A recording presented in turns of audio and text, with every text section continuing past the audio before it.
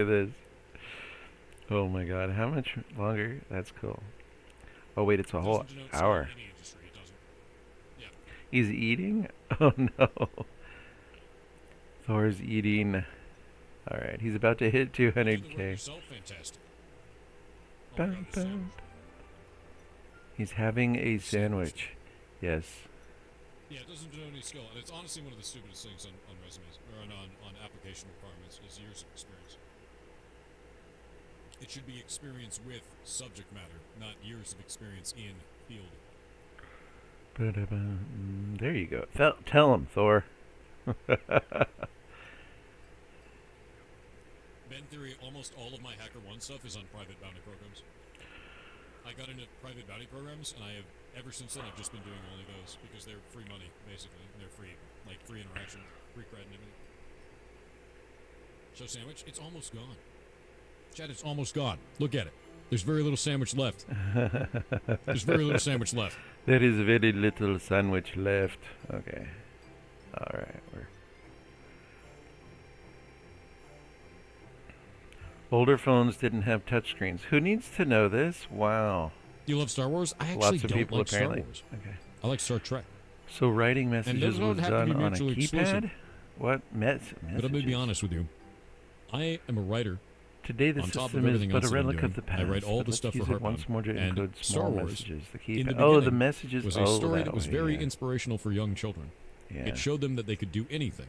It showed them that through hard work and training and doing the right thing, they could do anything. They could perform magic. They could be the savior of the universe. Are you 200k And then yet? they put metachlorians in that shit and made it so that you have to be born with the magic. I hate that shit so much, dude. The they keypad ruined will it. be using this. Is the following. Okay, we don't want the digits in the original message to be mixed up with the digits we use to represent the letters. As such, the digits already used in our system will all be replaced by underscore. Excuse me. We don't use 0 and 1. So these two don't need to be changed. You need 10 years of experience in this 2-year-old technology.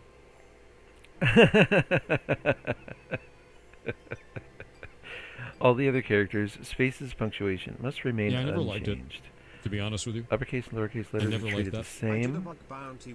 You'll receive a message as a string S and will need to print out its encoded version.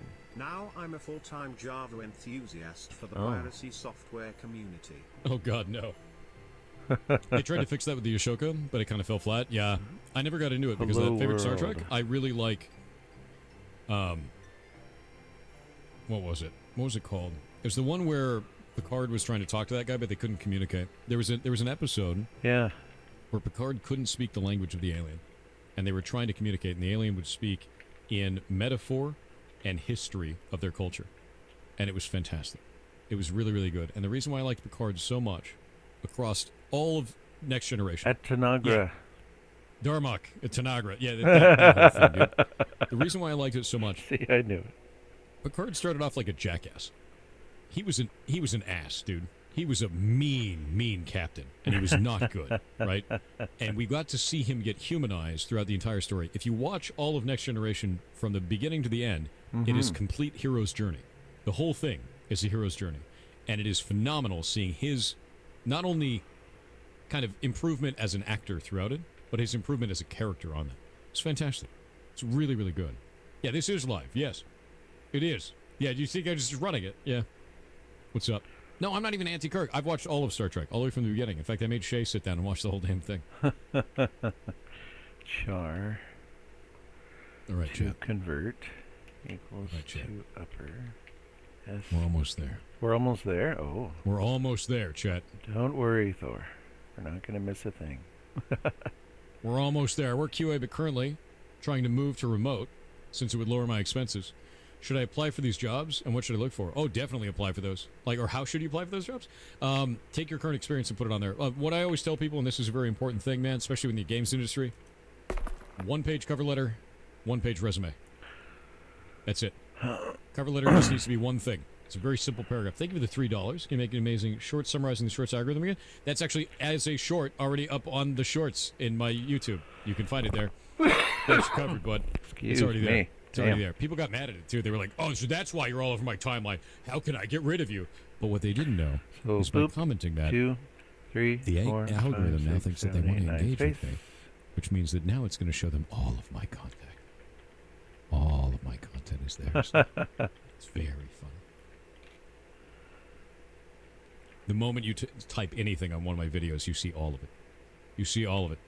Thoughts on Unity? I am deeply scared of Unity. I don't...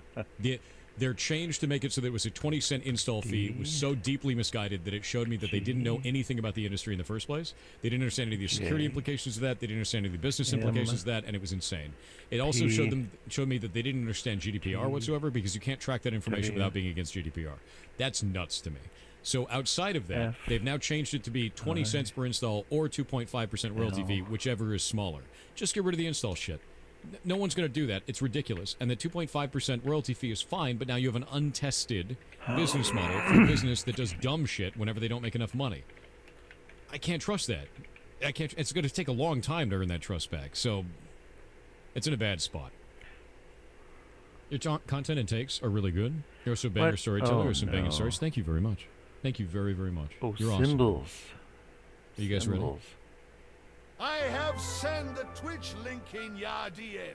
Oh. I am invoking the holy ferret of all animus that ya should check him out. I will. Is this your worm tube? It is, Bajo. It's about to happen. I'm ascending. That is right. How you doing, Bajo? chat. Hope you're having a We good day. have a religion. We don't have a religion. cult. It's not a cult. Why do ya think we have a cultimo? Also, if the raid wouldn't happen Who this made you this way? stream, then please tomorrow. Also, by the way, I want to be clear about this. There are two people I need you guys to follow in chat. You're both fantastic. One of them is Bajo, which I'm now shouting out right now. I can't shout out Primogen yet, but Bajo is amazing. If you like fart jokes, you'll definitely love Bajo. He'll have his mom dab on you. It's true. It's actually true. And if you're Australian, you probably already know him. You probably do. Also, he has worms. Thought you should know. Bajo has worms, everyone. Never let him live it down. Wait, what about the underscore? Never. Son of a... Never. Also, it's about to happen. The digits already used in our system will all be replaced by Just blow on underscore? it. Wait, what does that mean? Expected? Just blow on it. Just blow on it. Blow How do you on get it. worms? Well, what you do is you shake Bajo's hand. How do Infinite you... Coder 01. From your perspective, is the OG Super Mario Bros. Built well? OG Super Mario What's was up, built dude? How like, you doing? Sorry I with woke up duct tape late, and dude. spit, dude. Literally just because got you out had of to put bed. stuff into memory back then. Thor and if you is, removed it, it would change this the is memory his addresses for stream everything in from the cart. earlier this morning. So if you did it wrong, if you had to modify something or it didn't fit on the cart, you were screwed. And that was a big deal. That's why there's stuff like World -0 and World 0 and shit in there. It's bonkers. The people who made stuff on old cartridge games And he's are about to hit wizards, man. 200K. Infinite Coder Absolute 01. wizards. I've successfully game? streamed to YouTube by a streamer. I play the shit out of Noita, to be Nice. honest with you. I play the shit out of Noita. You play Skyblock and Hypixel? Nope. Never played on the Hypixel server. Never ever. Oh, Saw your shorts a lot on YouTube. Came today, then from Prime Stream. Thank you. Sending love from Kenya. Fantastic, dude. Kick some butt out there. Finland represent. I have a shitload of Finnish black licorice sitting on the floor next to me. And it's delicious. I don't get it. What am I Love salted missing? licorice. Underscore. Love it. All right. All right, you guys ready? Are What? you ready? It's almost there, Thor.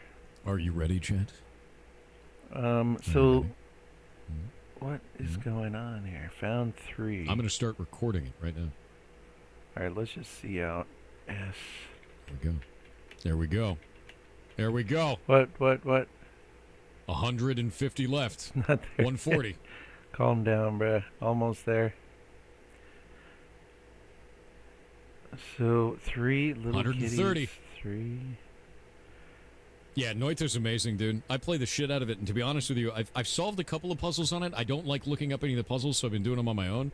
And I found one with a bunch of statues that put me inside of a giant lava egg thing, and that was really cool. Oh, wait, and I if felt it's so a accomplished digit with it. already, It was great. you turn... Okay. It was great. okay, How did you make okay. your mic sound so crispy? I actually turned the gain all the way down. I make sure that it was using it only forward, so if I sit on this side, you can't really hear it very well. And then I get really close to it, so that way you don't hear any echo out of my office. That way I don't have to have any sound foam or anything. It's just a Blue Yeti, though. It's a little $100 mic. All right, here we go. Less than 100. If it's C equals space or not alpha, wouldn't that return? That covers the symbols. Less than 100 left. My hair's getting all over my face, dude.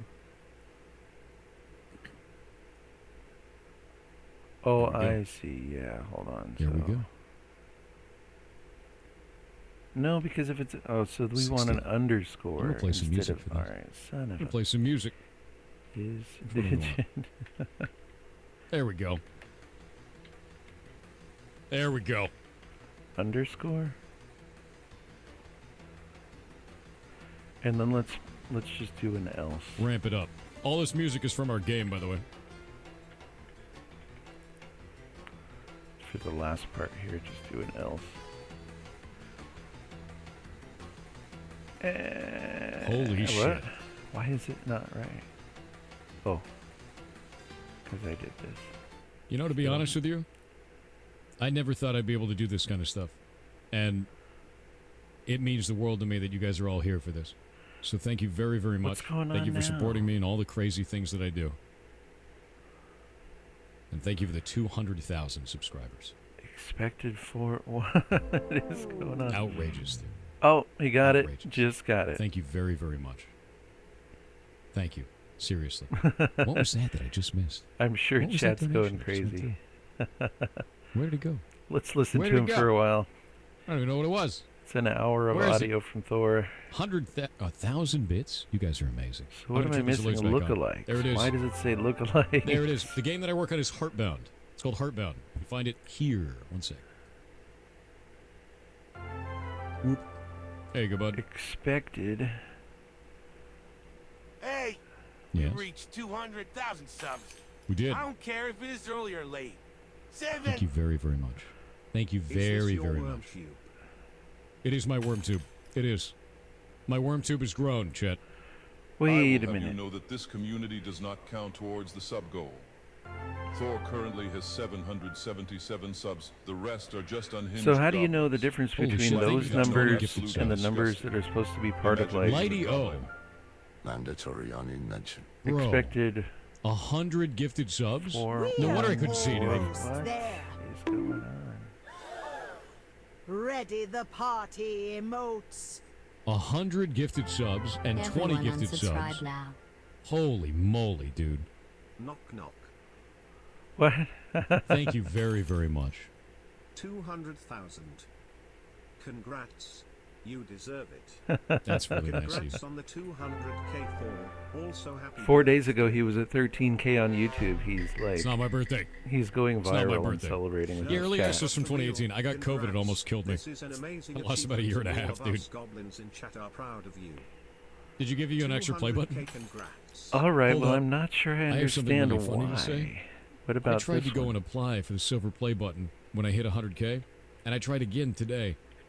YouTube's system still thinks that I don't have 100,000 subs because this shit has gone Okay, so they got some kind of fast trick that, that their apparently I don't caching get. hasn't caught so up. what do I get? I can't even 40%. apply for the silver play Gotcha. button. So what at did he all. do? It Same thinks I thing I have, like- did? It Okay. still thinks I have 13,000 So subs. anybody else use So, C++? Okay, so I have no goddamn, chance of probably thank understanding. You all. That is yeah. ridiculous. 200 If C yes. lower in X, else if. Yeah, I don't Congratulations. get it, bruh. I Thank you don't very get it, much. bruh. Thank you guys very, very much. You're a 7. All right, I lost that one. Consider that I lost it. You guys are I know absolutely you are amazing. 107s.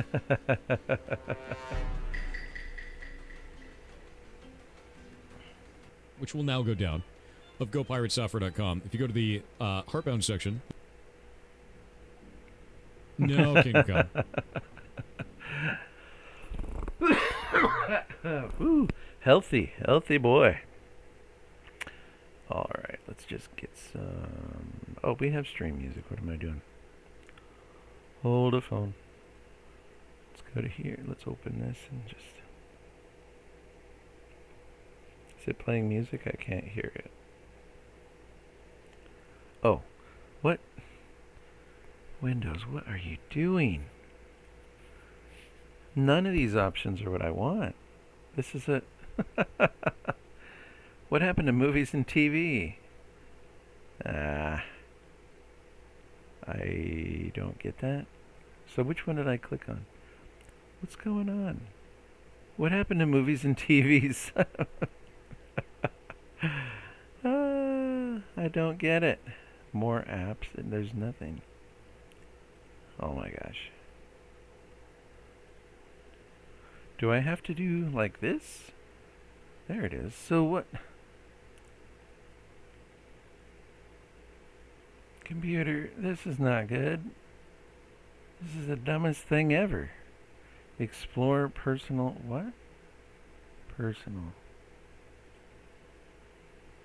Video folder. They're not videos. Oh man, fail. Complete fail. Alright, I guess we're going to play these through another means. Let's go with... Okay, I'm tired of Windows products now because that's completely dumb. That is completely dumb. Like, I don't even get that as an option anymore. Oh, man.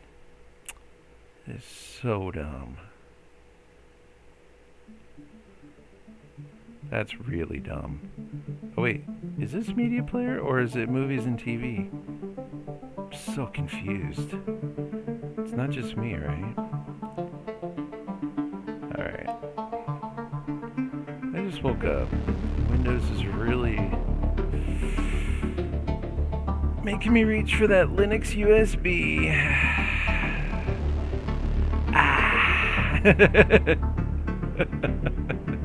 Sorry. Okay. I didn't mean that. Calm down, everybody. Just calm down.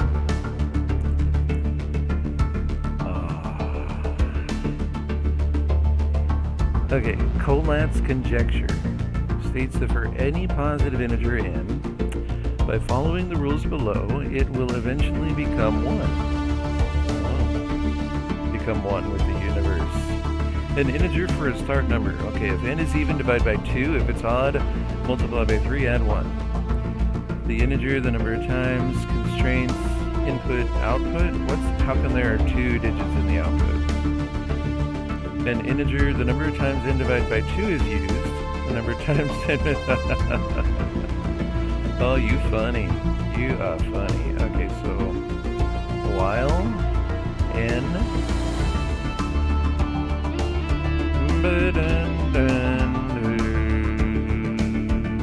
While n is not equal to 1.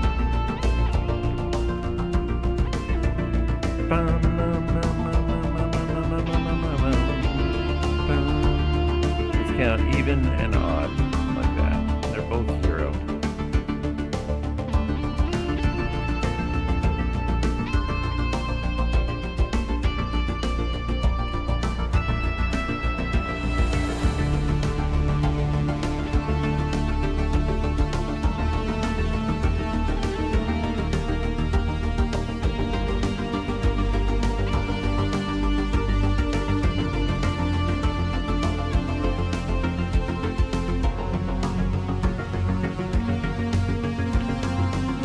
Plus 1. Okay, here we go.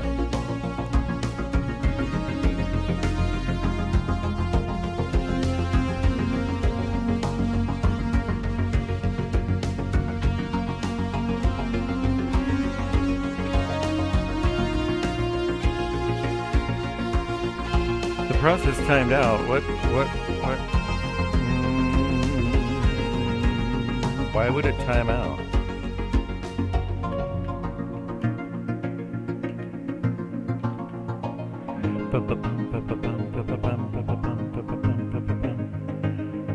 Alright, I'm not responsible for timeouts, bruh. Submit. We're done. You can give me whatever, 80%. So 20% of the process is timed out from their little hidden tests in that last test. Alright. Fine. I'm not bitter, I swear. I'm not bitter. You must output the number of open TCP ports given the results of a port scan. Cool. You're given a string representing the results of a port scan of one or more ports. Each port's result is a port number, status of open or closed, protocol TCP, UDP,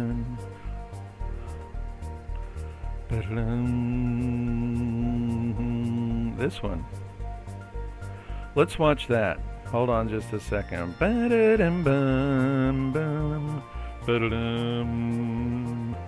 bum, bum, ba-da-dum, ba-da-dum, ba-da-dum, ba-da-dum, bum, bum, bum. Okay, we're gonna watch. I think we're gonna watch this. Oh my gosh. Good morning. Thank you for joining us today. Phew. Please, welcome to the stage, Sam Altman.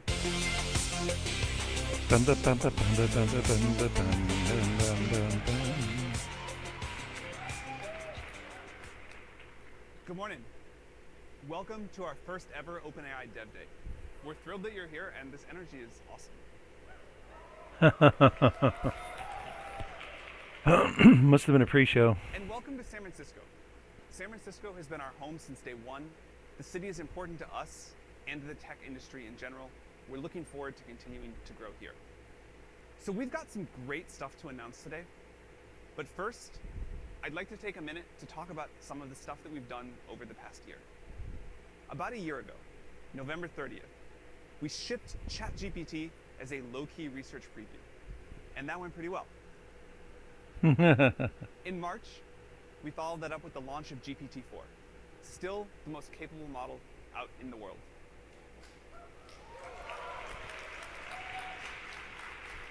Yeah. And in the last few months, we launched voice and vision capabilities so that ChatGPT can now see, hear, and speak. And more recently... What's this? There's a lot. You don't have to clap each time. And more recently, we launched DALL-E 3, that was weird. The world's most advanced image model.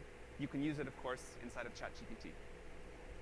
For our enterprise customers, we launched ChatGPT Enterprise, which offers enterprise-grade security and privacy, higher speed GPT-4 access, longer context windows, a lot more.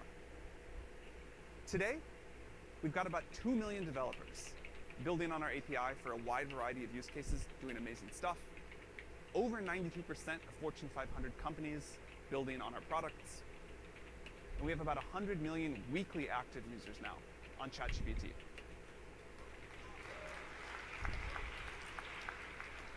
And what's incredible on that is we got there entirely through word of mouth. People just find it useful and tell their friends. OpenAI is the most advanced and the most widely used AI platform in the world now. But numbers never tell the whole picture on something like this. What's really important is how people use the products, how people are using AI.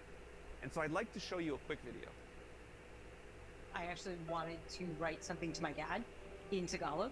I want a non-romantic way to tell my parent that I love him, and I also want to tell him that he can rely on me, but in a way that still has the respect of like a child-to-parent relationship that you should have in Filipino culture and in Tagalog grammar. When it's translated in Tagalog, I love you very deeply, and I will be with you no matter where the path leads. I see some of the possibility. I was like, whoa, sometimes I'm not sure about some stuff. And I feel like asking ChatGPT, like, hey, this is what I'm thinking about, so it kind of give it a more confidence. The first thing that just blew my mind was it levels with you. Like, that's something that a lot of people struggle to do. It opened my mind to just what every creative could do if they just had a person helping them out who listens. So this is to represent sickling hemoglobin. And you built that with ChatGPT? ChatGPT built it with me.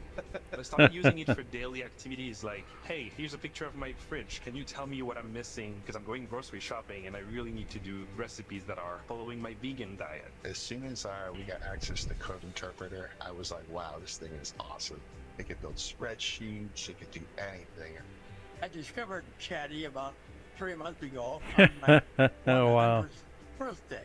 Chatty is very friendly, very patient, very knowledgeable, and very quick. It's been a wonderful thing. Dude was born in 1923. But I also have 4 children. When I started using ChatGPT, I realized I could ask ChatGPT that question, and not only does it give me an answer, but it gives me an explanation. Didn't need tutoring as much. It gave me a life back. It gave me time for my family and time for me. I have chronic nerve pain on my whole left half of my body. I have nerve damage. I had like a spine brain surgery. And so I have like limited use of my left hand. Now you can just have like the integration of voice input. And then the newest one where you can have the back and forth dialogue, that's just like maximum best interface for me. It's here. Bum, bum, bum.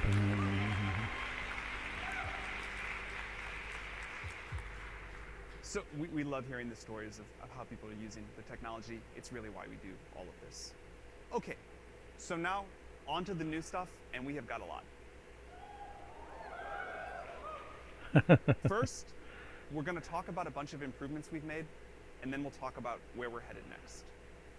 Over the last year, we've spent a lot of time talking to developers around the world. We've heard a lot of your feedback. It's really informed what we have to show you today. Today, we are launching a new model, GPT-4 Turbo.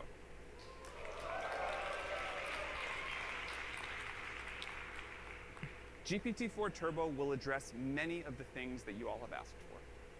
So let's go through what's new. We've got 6 major things to talk about for this part.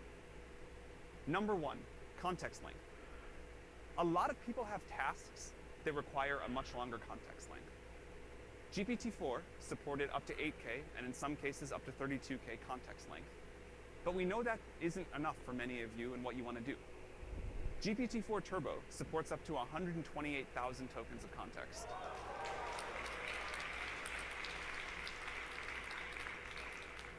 That's 300 pages of a standard book, 16 times longer than our 8K context. And in addition to longer context length, you'll notice that the model is much more accurate, able to request changes to further rate limits and quotas, and 2x for completion tokens starting today. Is that the pricing thing? Yeah. So the new pricing is 1 cent per 1,000.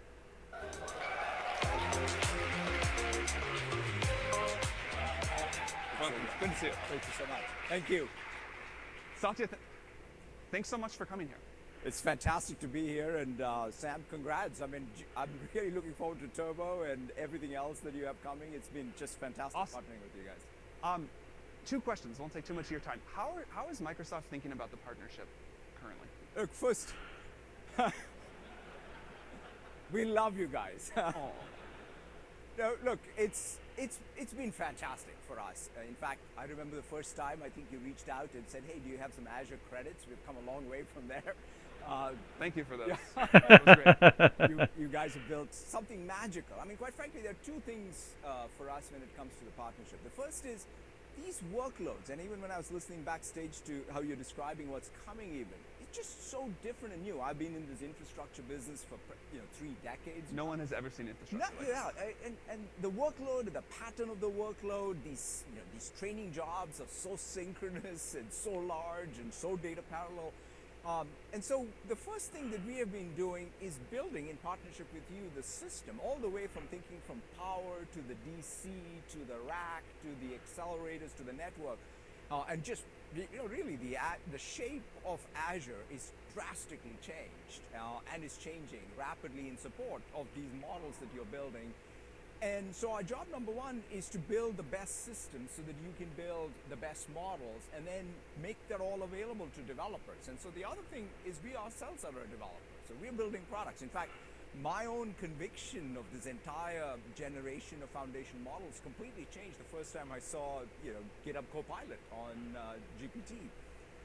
And so we want to build our Copilot, GitHub Copilot, all as developers on top of OpenAI APIs. And so we are very, very committed to that. And what does that mean to developers?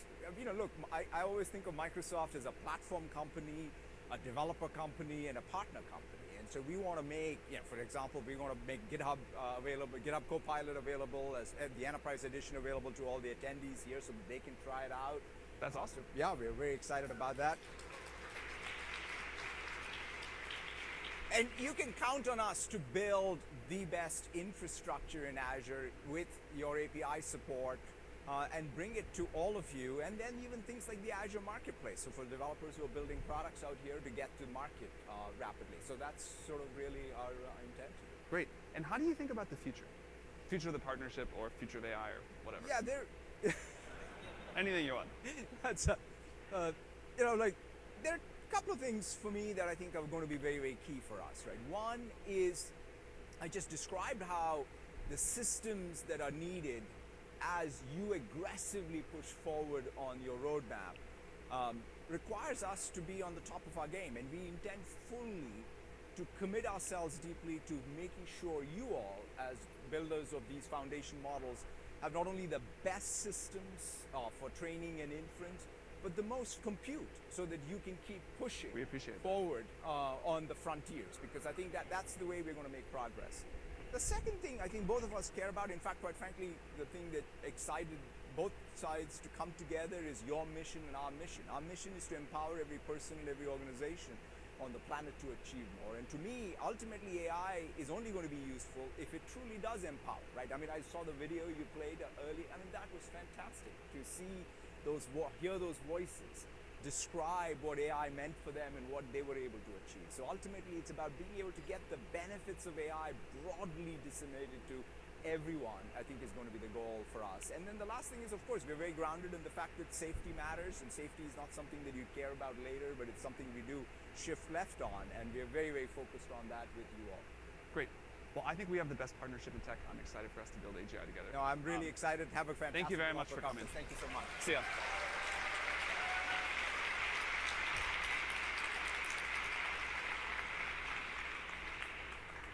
Okay, so we have shared a lot of great updates for developers already, and we got a lot more to come. But even though this is a developer conference, we can't resist making some improvements to ChatGPT. So a small one, ChatGPT now uses GPT-4 Turbo with all the latest improvements, including the latest knowledge cutoff, which will continue to update. That's all live today. It can now browse the web when it needs to, write and run code, analyze data, take and generate images, and much more. And we heard your feedback, that model picker, extremely annoying. That is gone, starting today. You will not have to click around the drop-down menu. All of this will just work together. ChatGPT, yeah.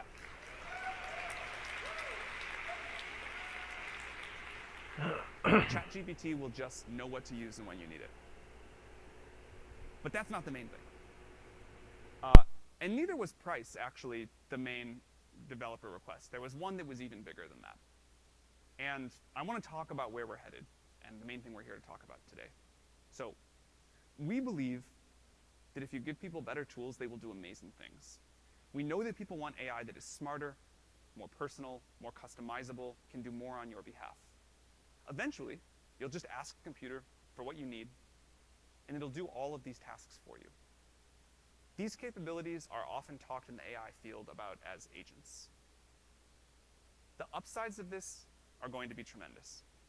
At OpenAI, we really believe that gradual iterative deployment is the best way to address the safety issues, the safety challenges with AI. We think it's especially important to move carefully towards this future of agents.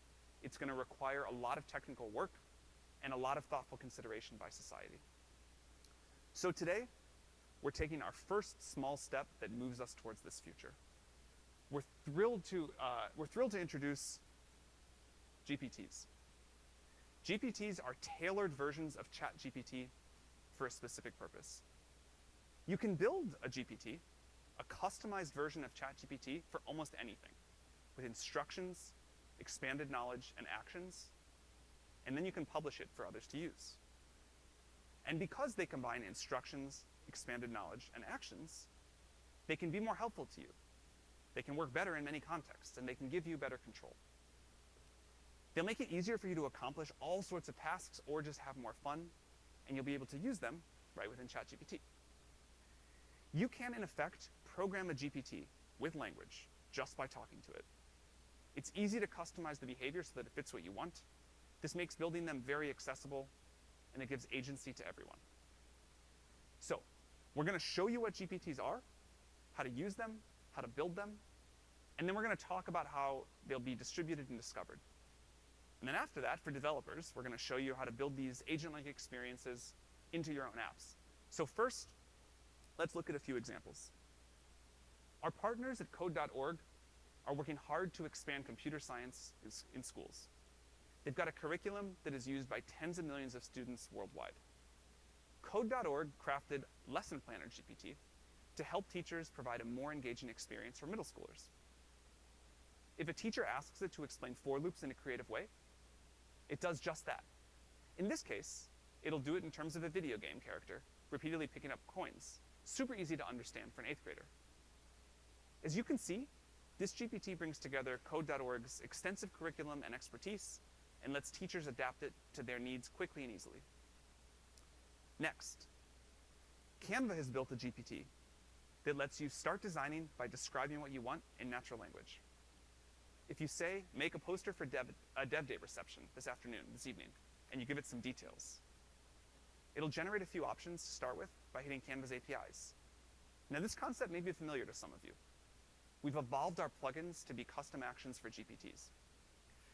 You can keep chatting with this to see different iterations, and when you see one you like, you can click through to Canva for the full design experience. So now, we'd like to show you a GPT live.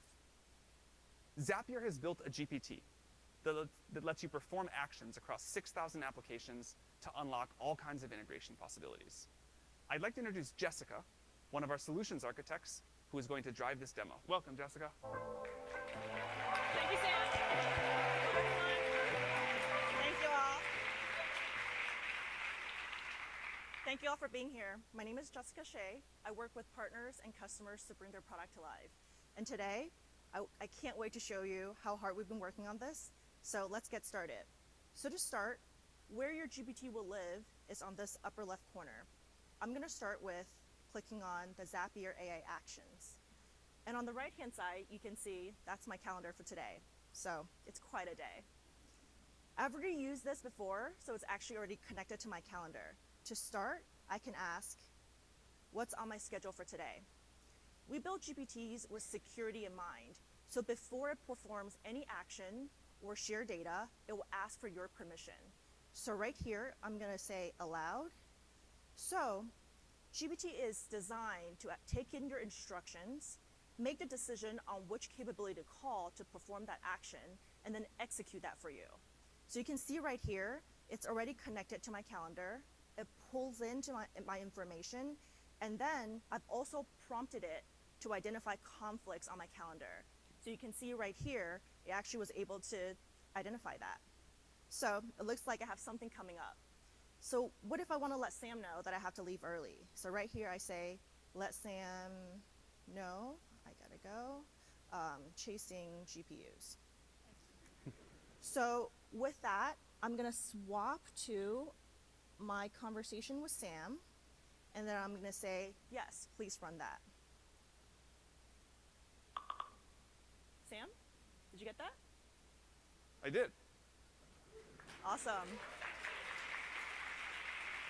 So this is only a glimpse of what is possible, and I cannot wait to see what you all will build. Thank you, and back to you, Sam.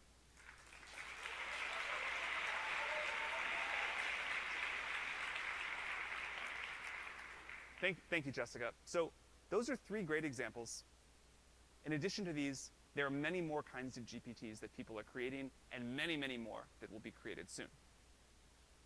We know that many people who want to build a GPT don't know how to code. We've made it so that you can program a GPT just by having a conversation.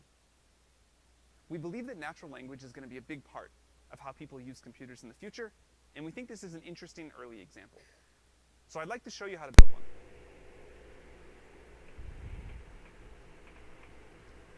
All right, so I want to create a GPT that helps give founders and developers advice when starting new projects. I'm going to go to create a GPT here, and this drops me into the GPT builder. I worked with founders for years at YC, and still, whenever I meet developers, the questions I get are always about how do I, think about a business idea? Can you give me some advice? I'm going to see if I can build a GPT to help with that. So to start, GPT Builder asks me what I want to make. And I'm going to say I want to help startup founders think through their business ideas and get advice. After the founder has gotten some advice, grill them on why they are not growing faster. All right, so to start off, I just tell the GPT a little bit about what I want here. And it's going to go off and start thinking about that, and it's going to write some detailed instructions for the GPT. It's also going to, let's see, ask me about a name. How do I feel about Startup Mentor?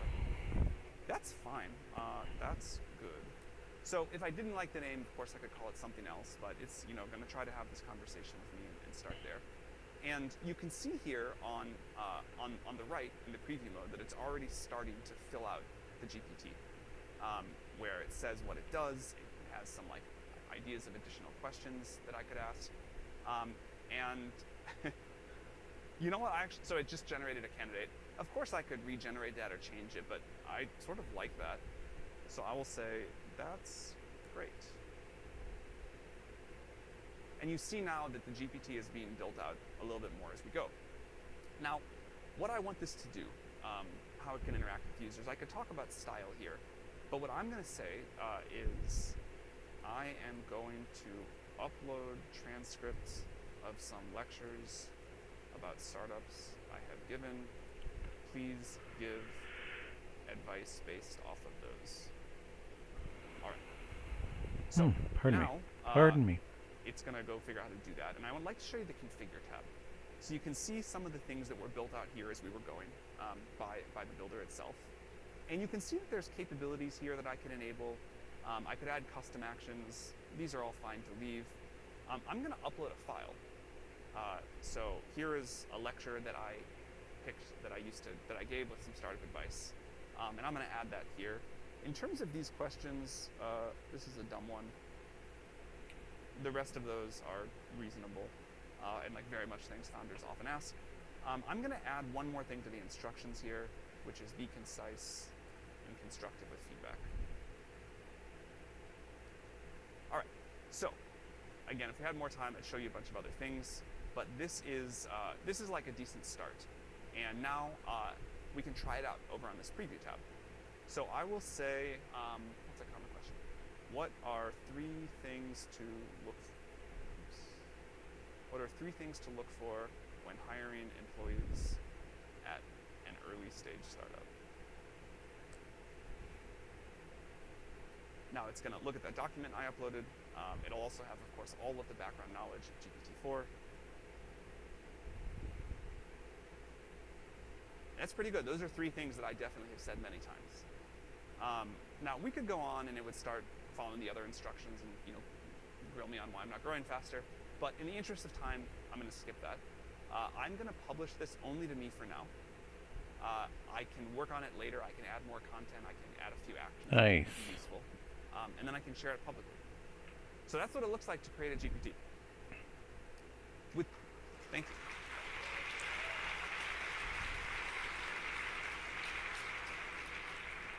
By the way, I always wanted to do that after like all of the YC office hours. I always thought, man, someday I will be able to make a bot that will do this and that'll be awesome. So with GPTs, we're letting people easily share and discover all the fun ways that they use ChatGPT with the world. You can make private GPTs like I just did. Or you can share your creations publicly with a link for anyone to use. Or if you're on ChatGPT Enterprise, you can make GPTs just for your company. And later this month, we're going to launch the GPT store.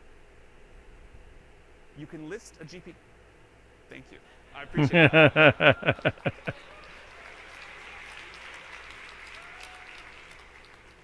You can list a GPT there, and we'll be able to feature the best and the most popular GPTs.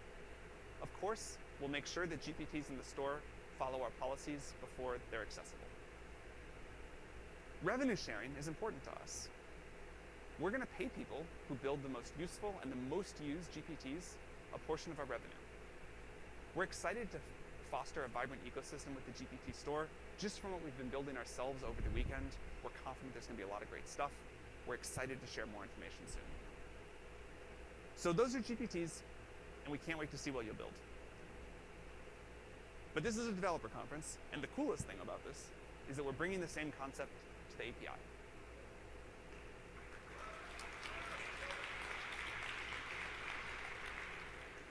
Many of you have already been building agent-like experiences on the API. For example, Shopify's Sidekick, which lets you take actions on the platform, Discord's Clyde lets Discord moderators create custom personalities for, and Snap's My AI, a customized chatbot that can be added to group chats and make recommendations. These experiences are great, but they have been hard to build, sometimes taking months, teams of dozens of engineers. There's a lot to handle to make this custom assistant experience. So today we're making that a lot easier with our new Assistants API.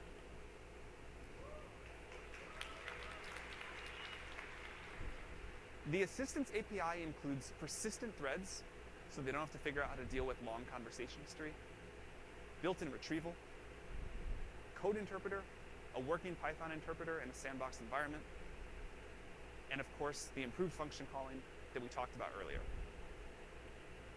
So we'd like to show you a demo of how this works, and here is Rahman, our head of developer experience. Welcome, Rahman. Thank you, Sam. Good morning. Wow, it's fantastic to see you all here. It's been so inspiring to see so many of you infusing AI into your apps. Today, we're launching new modalities in the API, but we are also very excited to improve the developer experience for you all to build assistive agents. So let's dive right in. Imagine I'm building Wanderlust, a travel app for global explorers, and this is the landing page. I've actually used GPT-4 to come up with these destination ideas, and for those of you with a keen eye, these illustrations are generated programmatically using the new DALL-E 3 API available to all of you today. So it's pretty remarkable. But let's enhance this app by adding a very simple assistant to it. This is the screen. We're going to come back to it in a second. First, I'm going to switch over to the new Assistants playground. Creating an assistant is easy. You just give it a name, some initial instructions, a model. In this case, I'll pick GPT-4 Turbo. And here, I'll also go ahead and select some tools. I'll turn on Code Interpreter and Retrieval and save. And that's it. Our assistant is ready to go. Next, I can integrate with two new primitives of this Assistants API, threads and messages. Let's take a quick look at the code. The process here is very simple. For each new user, I will create a new thread. And as these users engage with their assistant, I will add their messages to these threads. Very simple. And then I can simply run the assistant at any time to stream the responses back to the app. So we can return to the app and try that in action. If I say, hey, let's go to Paris. All right, that's it. With just a few lines of code, users can now have a very specialized assistant right inside the app. And I'd like to highlight one of my favorite features here, function calling. If you have not used it yet, function calling is really powerful. And as Sam mentioned, we're taking it a step further today. It now guarantees the JSON output with no added latency, and you can invoke multiple functions at once for the first time. So here, if I carry on and say, hey, what are the top 10 things to do? I'm going to have the assistant respond to that again. And here, what's interesting is that the assistant knows about functions, including those to annotate the map that you see on the right. And so now all of these pins are dropping in real time here. Yeah, it's pretty cool. And that integration allows our natural language interface to interact fluidly with components and features of our app. And it truly showcases now the harmony you can build between AI and UI, where the assistant is actually taking action. But next, let's talk about retrieval. And retrieval is about giving our assistant more knowledge beyond these immediate user messages. In fact, I got inspired and I already booked my tickets to Paris. So I'm just gonna drag and drop here this PDF. While it's uploading, I can just sneak peek at it. Very typical United flight ticket. And behind the scene here, what's happening is that retrieval is reading these files, and boom, the information about this PDF appeared on the screen. And this is, of course, a very tiny PDF, but assistants can parse long-form documents from extensive text to intricate product specs, depending on what you're building. In fact, I also booked an Airbnb, so I'm just going to drag that over to the conversation as well. And by the way, we've heard from so many of you developers how hard that is to build yourself. You typically need to compute your embeddings, you need to set up chunking algorithm. Now all of that is taken care of. And there's more than retrieval.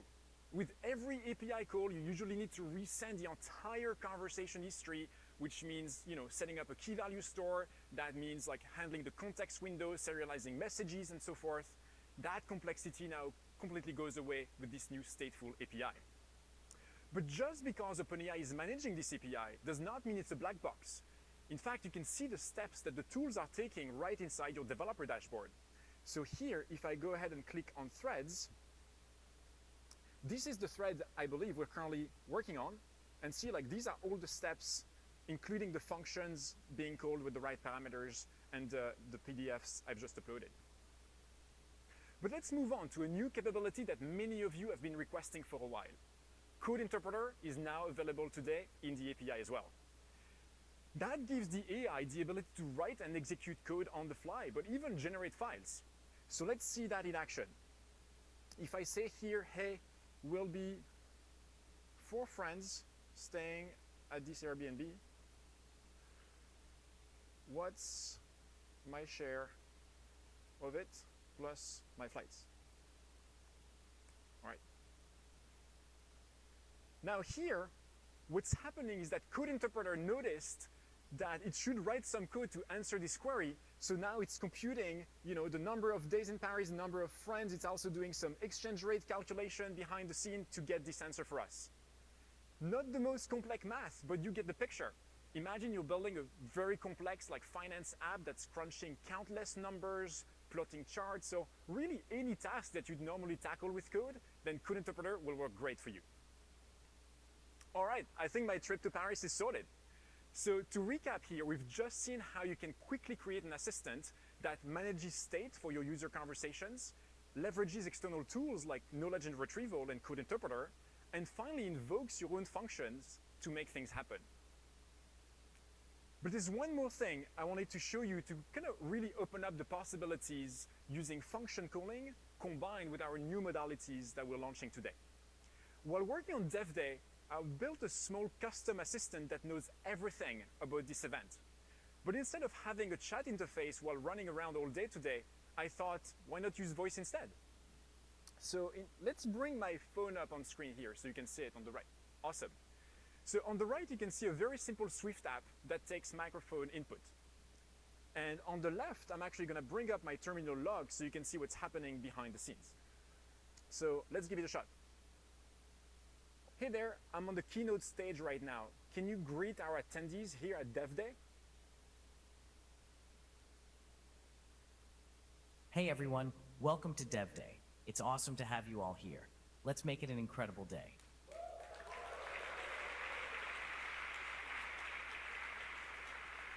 Isn't that impressive? You have 6 unique and rich voices to choose from in the API, each speaking multiple languages, so you can really find the perfect fit for your app.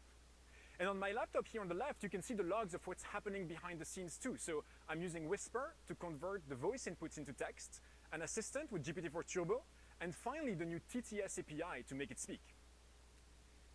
But thanks to function calling, things get even more interesting when the assistant can connect to the internet and take real actions for users. So let's do something even more exciting here together. How about this? Hey assistant, can you randomly select 5 Dev Day attendees here and give them $500 in OpenAI credits? Yes, checking the list of attendees. Done. I picked 5 Dev Day attendees and added $500 of API credits to their account. Congrats to Christine M., Jonathan C., Stephen G., Luis K., and Suraj S.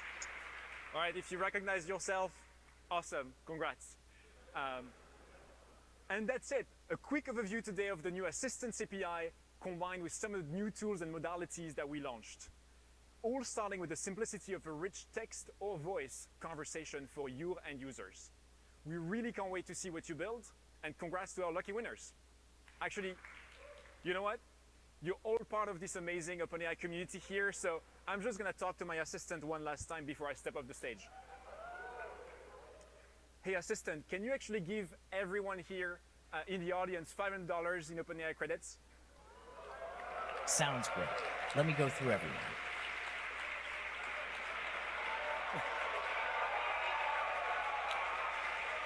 All right. That function will keep running, but I've run out of time. So thank you so much, everyone. Have a great day. Back to you, Sam.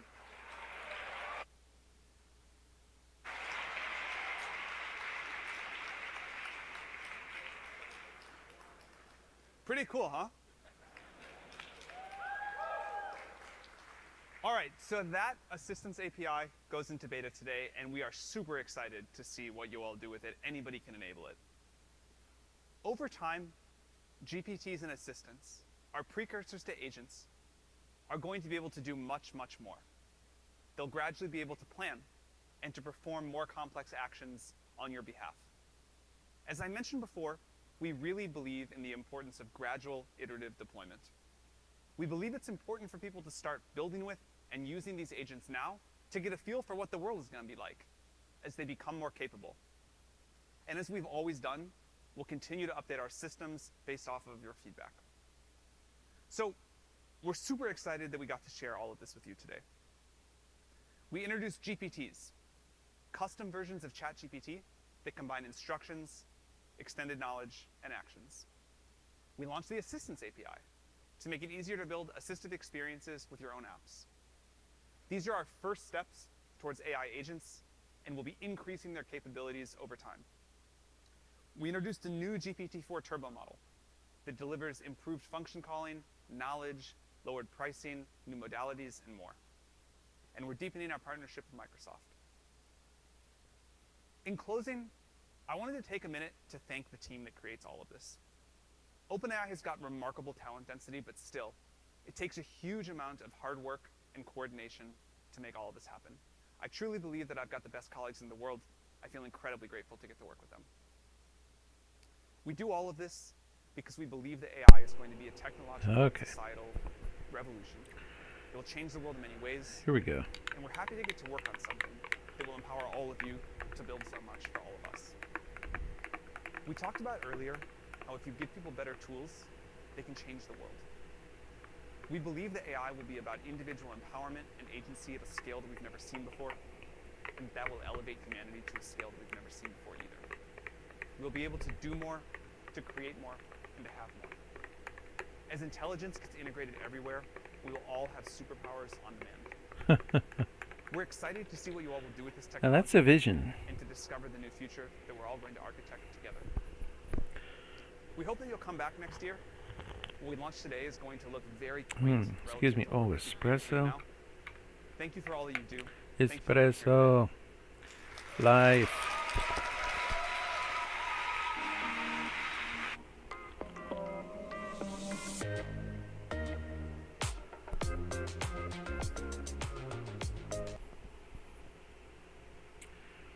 Okay, let's go back to music.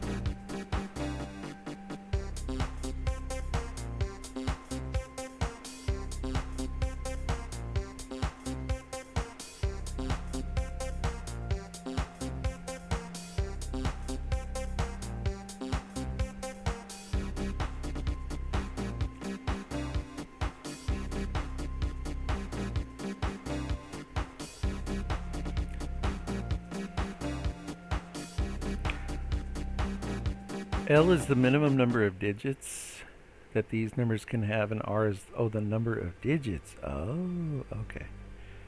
Cool. The minimum number of digits. Oh, so there's a, okay, that's interesting. For L1 and 3, she could have, okay.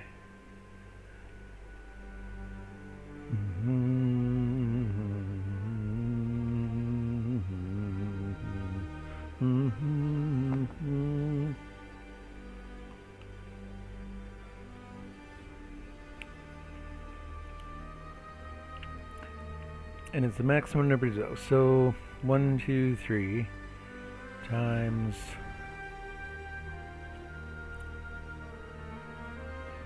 and what we're looking for is all digits are the same, right?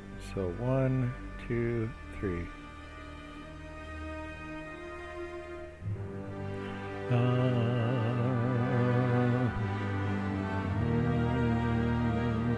So 1 digit, 2 digits, 3 digits.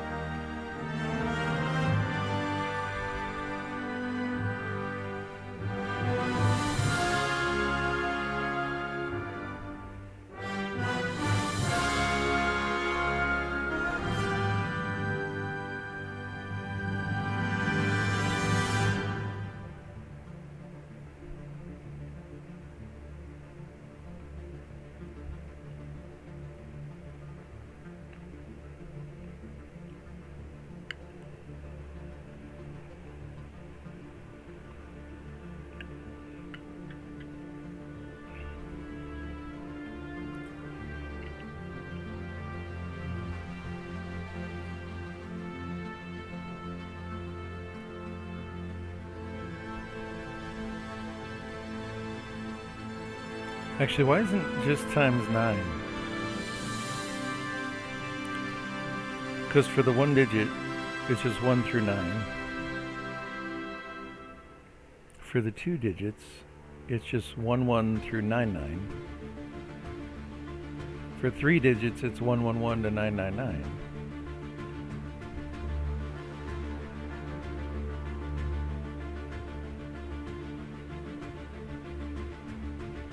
Whose all digits are the same. Isn't that right?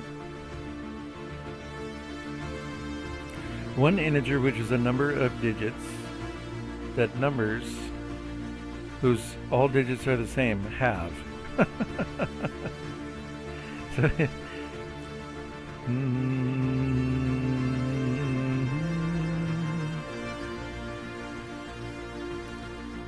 computer, okay, there we go. So R minus L, in the first case, is going to be 3 minus 1 plus 1, so that's 3. 1, 2, and 3. How come it's 54? Which is a number of digits. Wait, 1 is 9, 2 is 18, 3 is 27? Oh, wait a minute. What are you telling me here?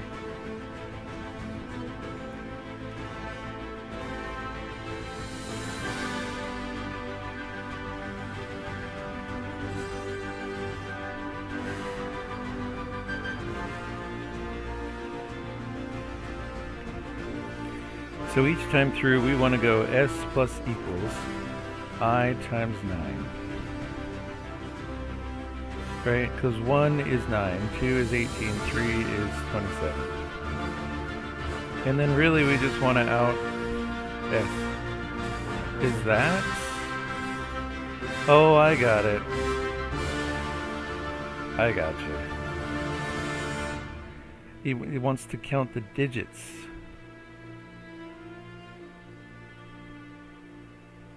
I didn't get that for, that's what took me 5.5 minutes.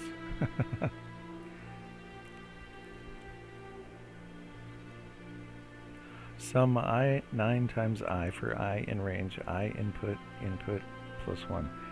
I don't. That isn't clear to me that that's counting the number of digits, though. 9 times I for I in range. Int plus 1. Interesting. Excuse me. Some. Okay. Pardon me. Oh my God. Coffee is being consumed.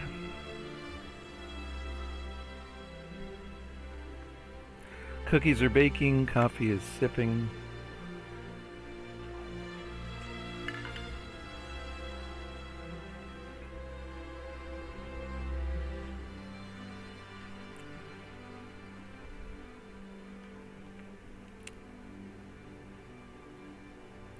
The bees are buzzing. And yes, I'm playing Minecraft now. It's gonna be that kind of a day. Okay, we can't get up there. I don't want to take out the bed, really.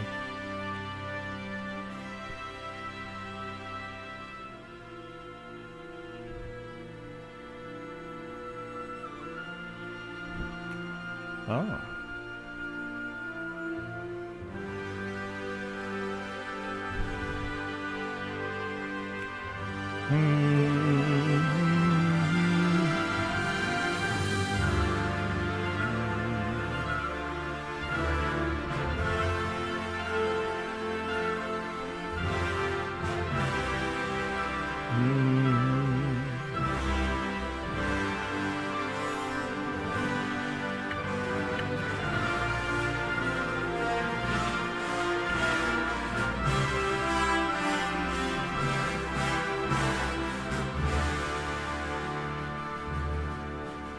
Okay, I thought maybe I missed somebody there.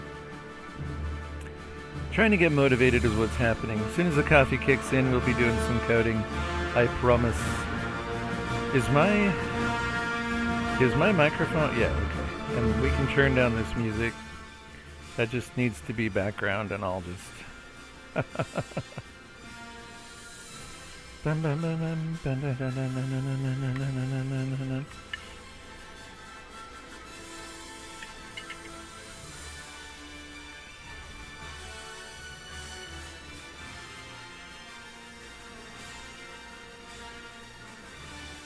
Wait, it's not noon yet. Hold on, we're not doing that.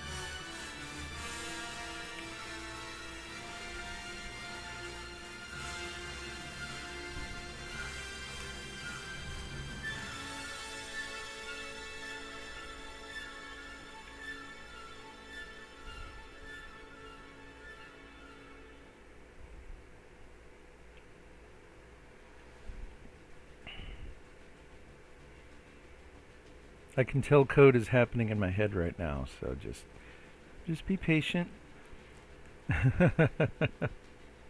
Whoa.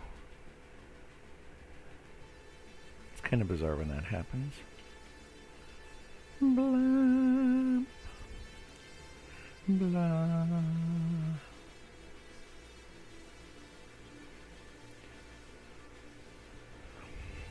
Oh, there's coffee. Cafe vive.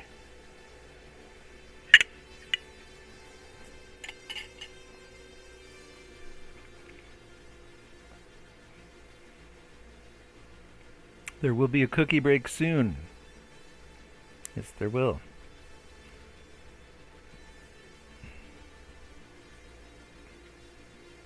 Oh, I need another thing. Okay, well, let's take these while I'm going to get the other thing.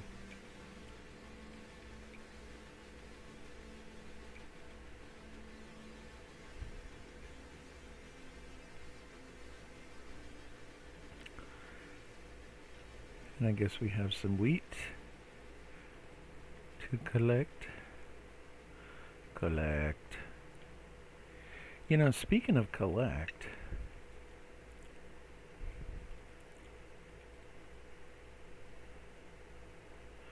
bruh, what are you doing, bruh? What are you doing? Bum, bum. Oh, I gotta turn this up. Hold on. I am just not well equipped today. Or am I the best equipped I've ever been? Ah. Ba-bum. Ba-bum.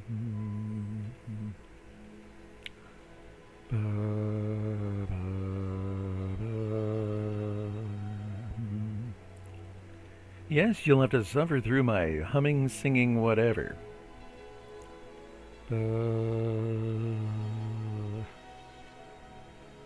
Tearing it all down. Oh, wow, that... Okay, we're not going after that one. Alright, we're going in the water. Fine, we're going in the water. Blah, blah, blah. Bum, bum, bum.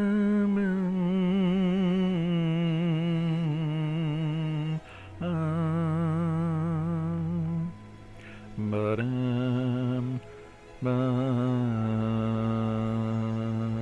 bum. We need another axe. We're making our way to the chest. We're almost there. We're almost there. All right. I don't know what's happening. I'm scared. Bum, ba, ba.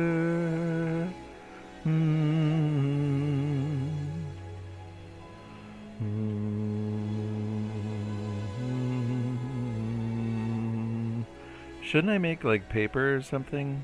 I don't know. That's my first paper. Okay.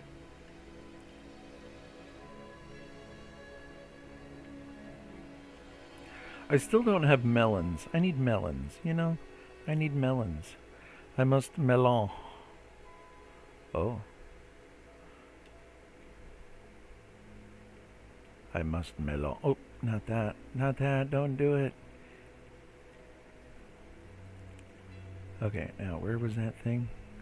Oh, this one's floating now. Bubbles whirl, squid squims.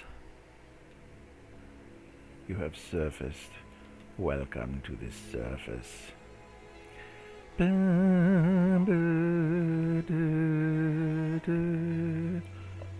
Pardon me. Pardon me. Pardon me. Welcome to the burping stream. This happens whenever I drink coffee.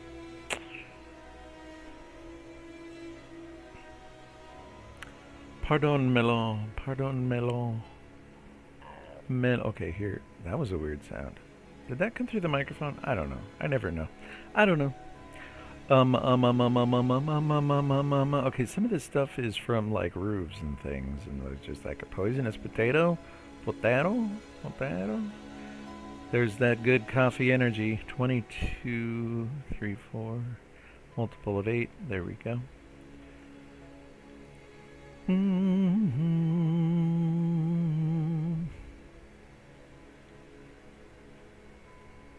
Uh-oh, I hear the sound of a cookie beep from the stove. That sounds delicious. It smells delicious. Oh no, and I've just ruined that. I just broke it. It is broke.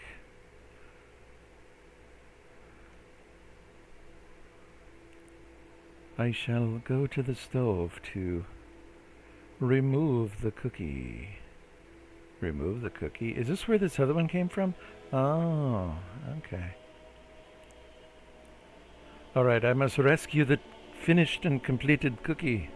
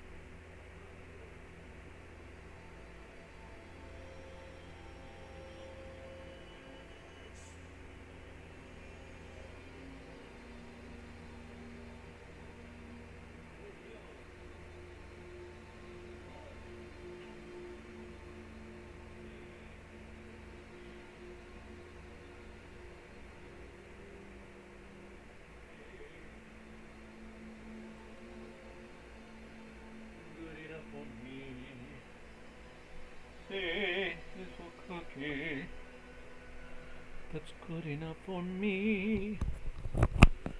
Cookie, cookie, cookie starts with C. Hold on, I gotta hear that song. I just baked cookies. Let's see, we're gonna torture chat with this song here.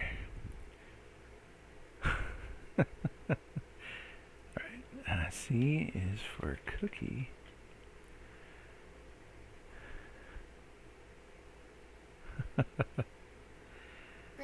Grammarly? Okay. What starts with the letter C? Cookie starts with C.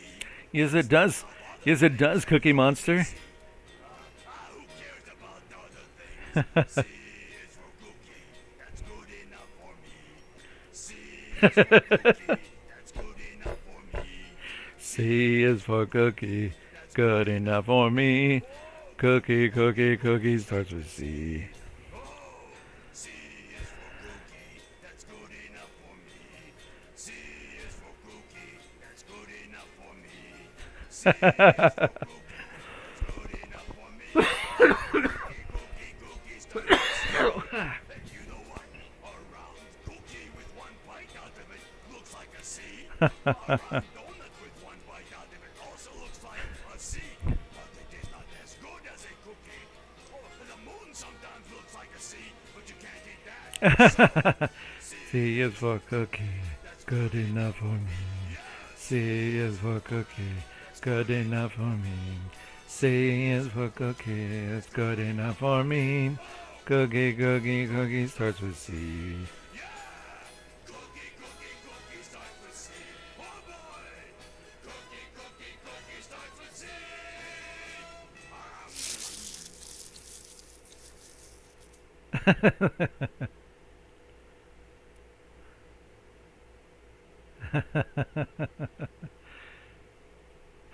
Yeah, that just came out of the stove, so I'm kind of, that's okay. Awesomeness. Let's move on to, what do we got? Oh, we got stuff. So we have paper, but what are we doing with that paper? What are we literally, oh. You know, I don't really know what to do about that. I'm open to ideas, IKEAs, suggestions, whims.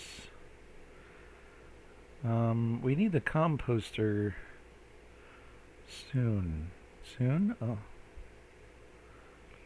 And we need the farmer dude. Oh. Oh. Have you got a farmer? Oh. Hey, okay, let's be nice. Here we go. Okay. Oh. I know. I really need watermelon. I know that. I'm aware and moving towards it. But did you buy all of my watermelon or my pumpkins? That's awesome. Okay, let's see if we can find. Oh, we're 25 left. Okay.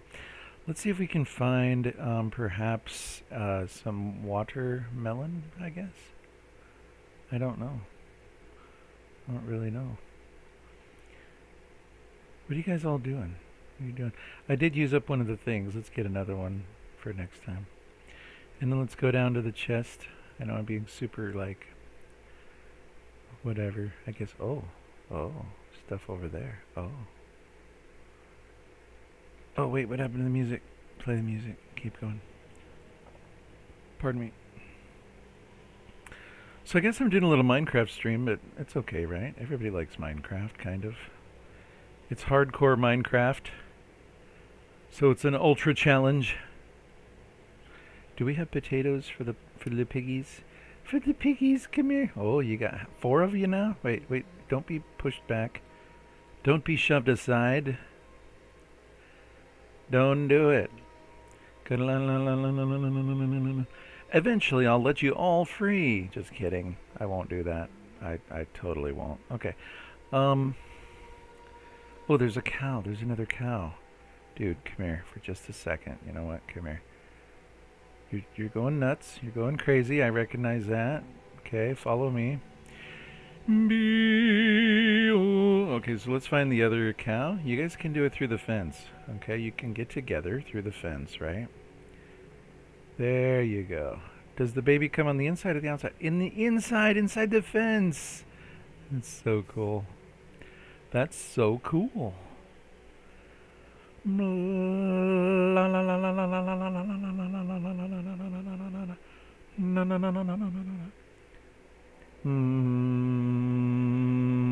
So do we have spruce? I think we had some spruce tree seeds. Let's plant some. Let's plant one right there. And I know this will probably mess up my base, but let's just... I don't really have a base. It's just a... I know, I'm going to take this out. I'm taking it out. And it is nighttime. It's closing in on the nighttime. Alright. Are you asleep? Is that guy asleep? He's already asleep. Trouble could be lurking. Trouble could very well be lurking. Oh, I just cleared out all these pumpkins. Wow. Wow. Oh, alright, we see stars. I'm seeing stars. Here we go. Here we go. Go to sleep. Go to sleep. C is for cookie.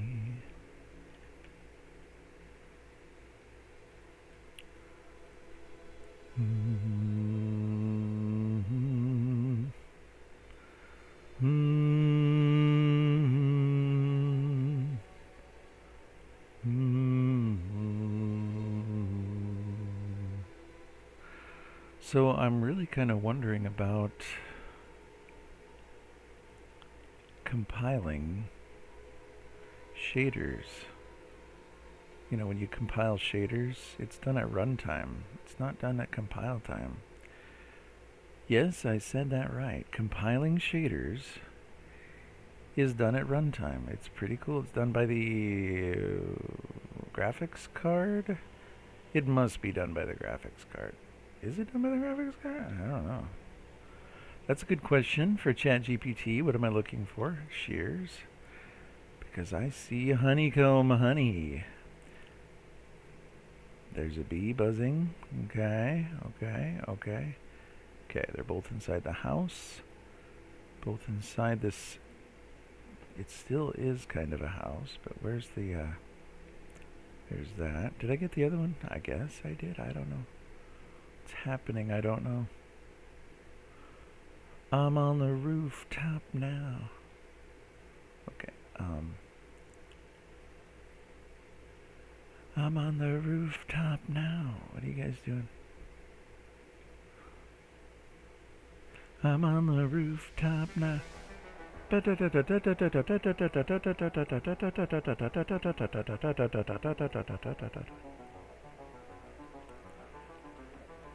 ba bum ba ba bum ba ba bum ba ba bum ba ba ba ba ba bum.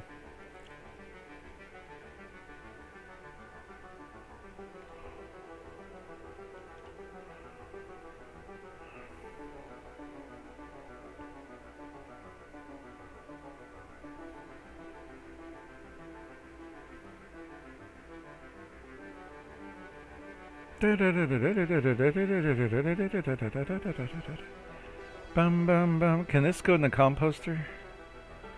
We're gonna find out. Why do I have those up there? Okay.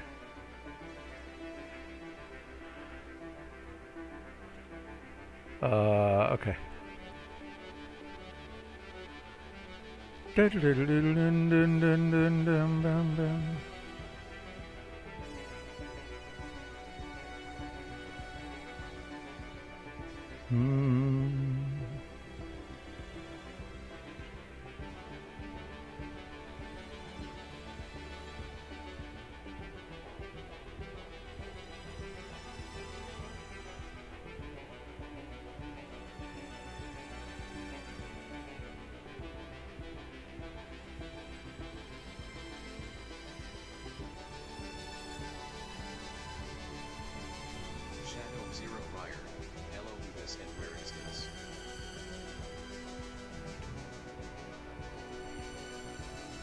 What happened?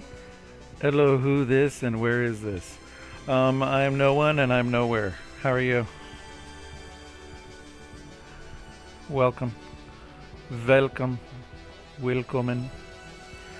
I'm doing some serious game dev coding, like hardcore, bro. So, none of this LO stuff. None of this where are you. No. In truth, I'm digesting coffee, waiting code inspiration for what... I don't know. I think it involves shader compilation at runtime, and that's all I know so far. That's it. That's all I got. That's all. Oh, wait, we have bone meal. Hold the phone. Is there a phone? Do you have a phone, bruh? See, these aren't modern villagers. The modern villager should have a phone. And he shouldn't be looking around at his environment. He should be looking at his phone. Texting that guy over there. Or perhaps a villager in another village. Am I correct? Am I correct? Oh. Wait, what else did I want to use bone meal for? Oh yeah, I wanted to make flowers. I want to make flowers. I want to flower things. Flower. Woohoo! Okay. I don't like all this grass though. Could do without the grass. I could ungrass. I digress? I don't know. I don't know. Okay, so there's this. Whoa, yeah, okay. Oh, baby. Look at all the grass, baby. Look at that. Okay, ooh. Hey, what's up? Okay. I don't know if these were generated or if they were already there. I think they're already there. Boom, boom, bam, boom, boom, bam, boom, boom, bam, boom, boom, bam, boom, boom, bam, boom, boom, bam. I sense that shader code will happen somewhere in the future, sometime now. Ba-do, ba-do, bum, bum, bum, bum, bum. My cookies are still warm. Okay, that was pretty good, I guess. Those were already there. Some of them, okay, whatever. Now let's feed the bees. Bum bum bum bum bum bum bum bum bum bum bum bum boom boom boom bum bum bum bum bum bum bum bum. Wait, don't go anywhere. Oh, we got 3 of them. Come here, guys. Hold on. I'll feed you right from my bed. How about that? Trying to remember what this place is when I first arrived here, and based on the near 500 points of my somewhat long stop, after taking a long break from Twitch. So I'm the guy that me good trying to remember. Wait, what is going on? The place refers around. Okay, yeah. So let me show you. This is the station generator thing, but I'm not gonna. I could load that up. That's my pixel art generator that I'm going to work on today. Let me show you my space trader. If you'd like to trade in space, you've come to the right place. Okay, that's a good motto. If you'd like to trade in space, hold on. If you'd like to trade in space, you've come to the right place. Oh my god, I'm losing it. My brain, I'm losing it. Bum, bum. So I'm working on a 2D space trader with 3D voxel worlds.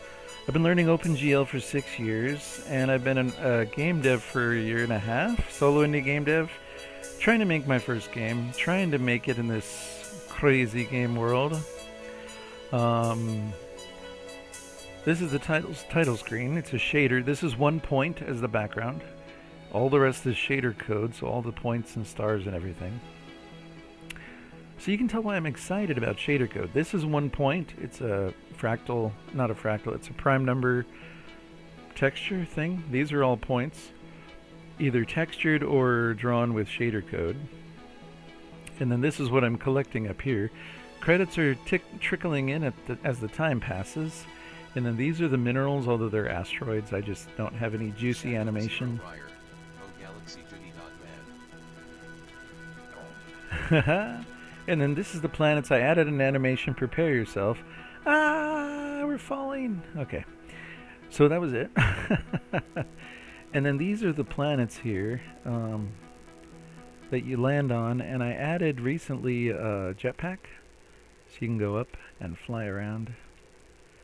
I've also added procedural infinite, I might add, procedural generation. Shadow Zero Ryer. So you take drugs to land on planets nice to see. Well, the drug of choice today is Kaffa Vive.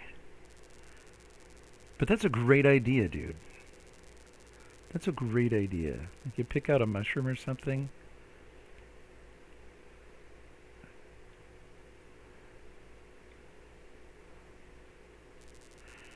And then as you're looking, you know, at the ground, you see this.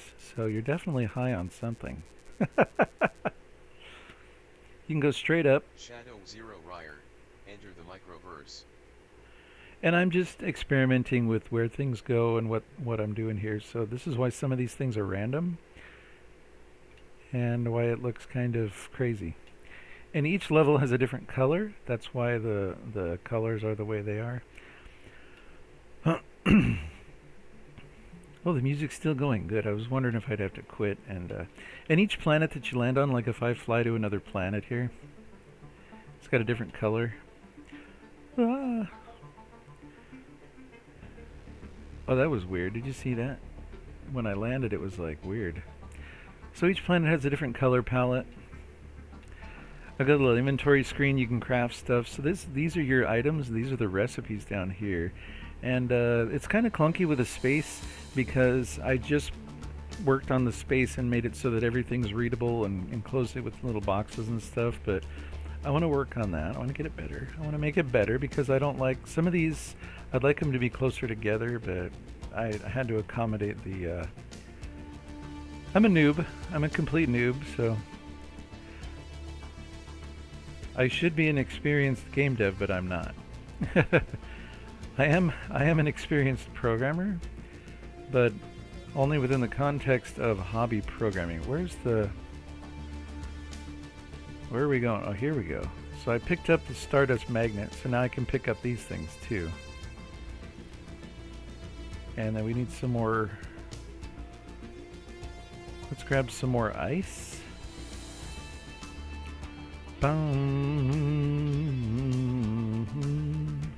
Okay, got a mini map now. Let's keep going to the water. Get the transporter. I don't really need the transporter.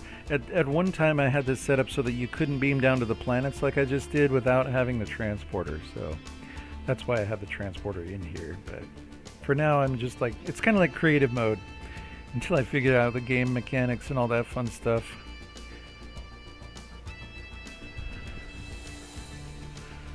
Okay. There's the mini-map there. The purple dot, the red dot is you, the purple dot is the sun for whatever solar system you're in. Currently there's only one solar system, but eventually there will be a lot of solar systems.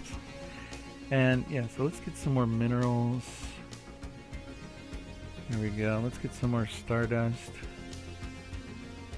Ba-da-boom. Boom,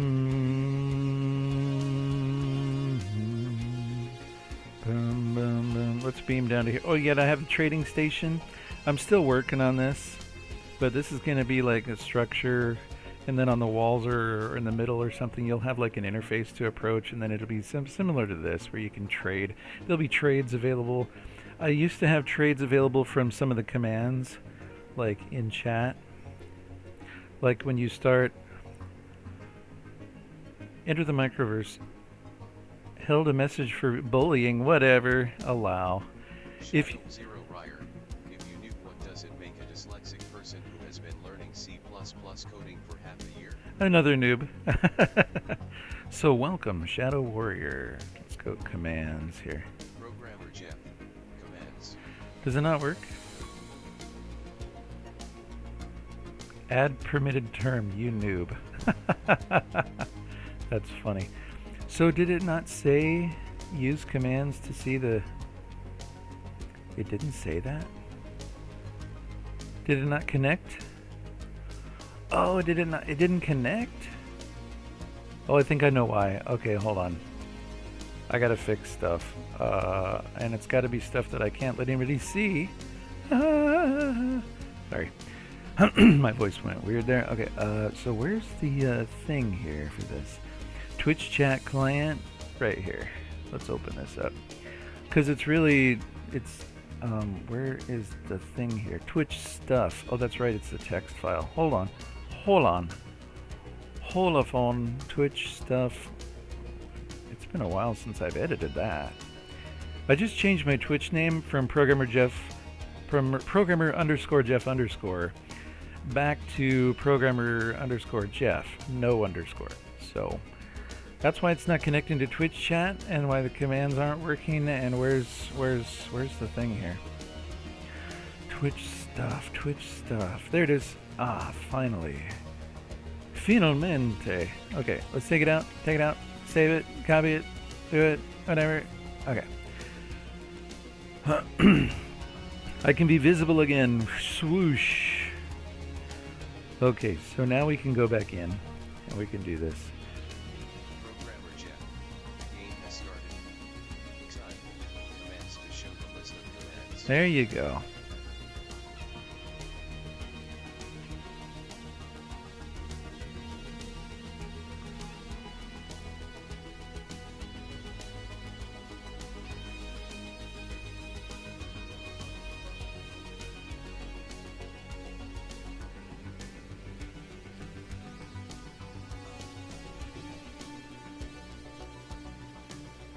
Is that enough water? See, it should show on screen. That's a good idea. When I craft something, it should show it on screen, but I just need to fix this interface. I just made it functional. It's not yet what you'd call good. Stardust Magnet. Okay, so now I can collect this. And I just need to make all this obvious. Needed advanced tutorial. I know, it's all coming back to me now. Things I need to work on. Bum bum bum bum bum bum bum bum bum bum. Okay, so let's go H. So minimap, that's good. Transporter, that's good. Okay, so like if you look at the commands and stuff. Programmer Jeff. Commands. Programmer Jeff. Show see your inventory.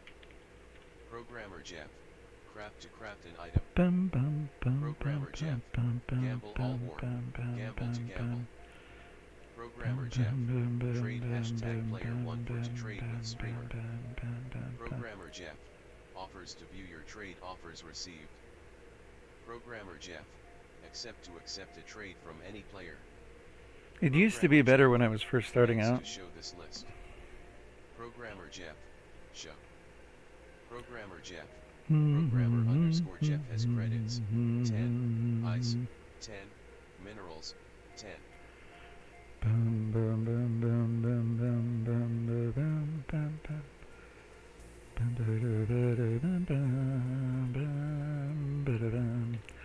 And you know, I want to do something here. Where is it? Dun, dun, dun, dun, dun, dun. Where did it go? Oh, here. It was right here at the top. Okay. Which one is this? 2?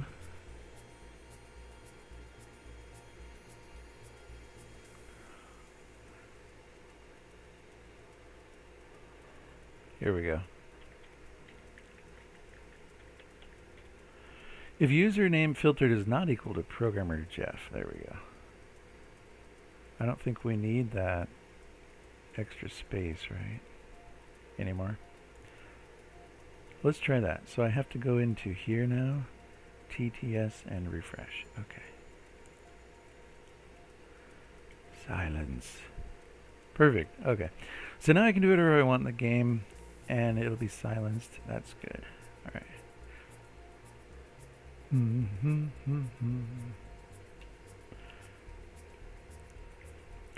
So that's kind of that. Bum bum bum bum bum bum bum bum bum ba da da bum bum ba da bum.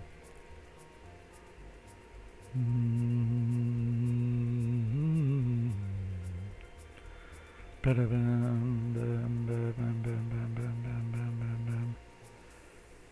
I really need is melons, so I need to go looking for melons.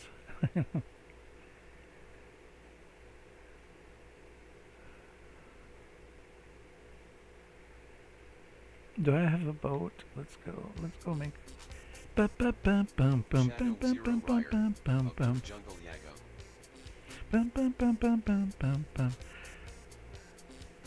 What is that? Shadow Zero Ryer. Oh. That's why it should say Shadow Warrior.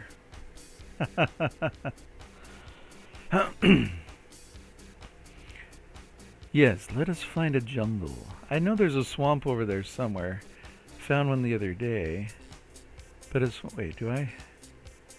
Can I not make a boat? How do I make a boat? Isn't there... Ah. Don't I have some... I thought I had some bamboo somewhere. Did I set it up here? Because then we could do one of those cool little bamboo rafts. But maybe we will find bamboo on our journey. I think I died in that hardcore world that I had bamboo in. So, okay, let's go find a jungle somewhere, I think. And maybe I should take a map so I don't get lost. I don't know. I'm scared. I'm scared. I'm scared, guys. I'm scared. Run away. Run away. Run away, Simba, and never return. Alright. Bum, bum, bum, bum, bum, bum, bum, bum. Let's just go. We can always restart if we die or something. I have a bed, right? Where's my bed? Oh no, I didn't bring a bed. Son of a... Good check. Good catch. That looks like two villages. They're so far away from each other.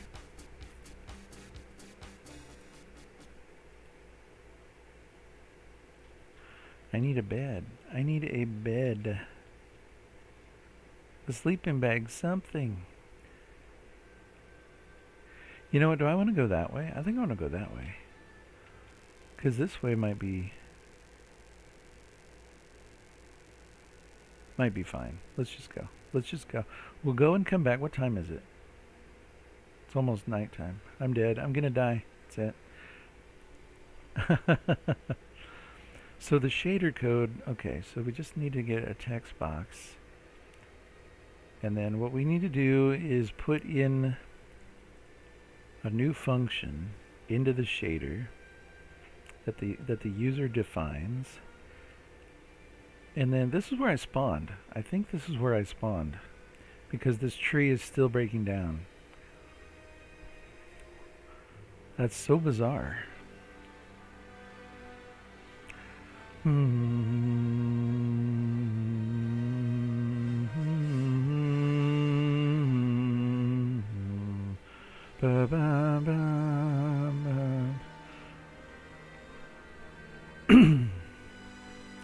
Okay, I don't see a jungle.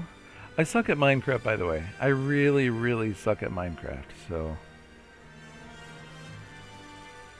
I'm even more of a noob. What is that? Something over here?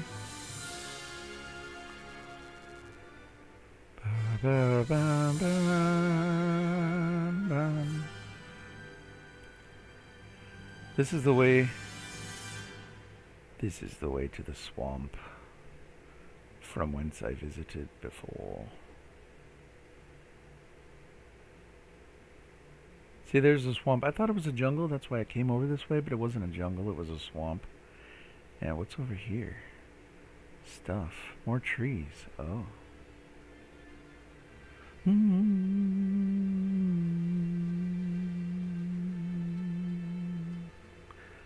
Okay, we need to spend the night here. We need to freak out and spend the night here. Get out. Place it down. Sleep before we die. Sleep before we die. So, is there a village over here? Because this is like, isn't this like super far away?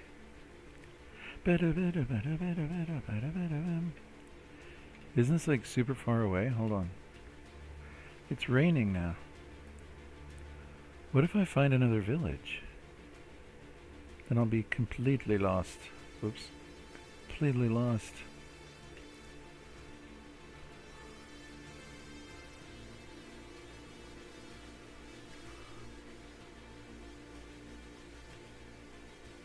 Is there a village over here? Am I going in circles? I might be going in circles.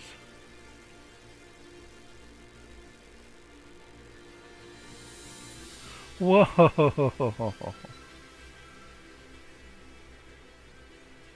That was cool as you know what. Is it nighttime? What's going on? How come I'm seeing creepers and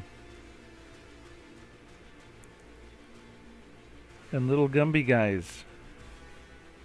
Little Gumby skeletons. What's happening? Is that a creeper? Is that a spider? Oh my god, I'm gonna die. Why? I thought we slept through the night. Didn't we sleep through the night? What happened? Oh, I'm gonna die. Why am I gonna die? Is it another night? You can't have 2 nights in a row. Do they come out during thunderstorms? Oh, I didn't know that, and he's got a thing right there. He's gonna kill me. Shooting a bow. Shooting a bow. Okay, where's my boat? I don't know.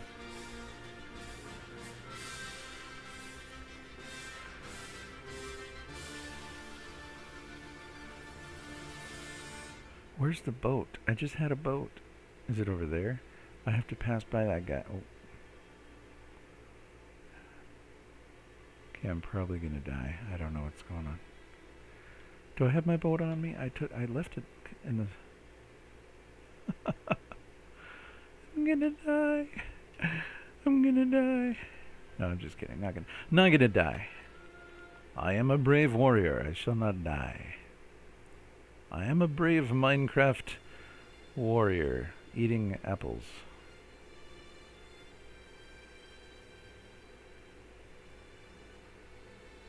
Okay.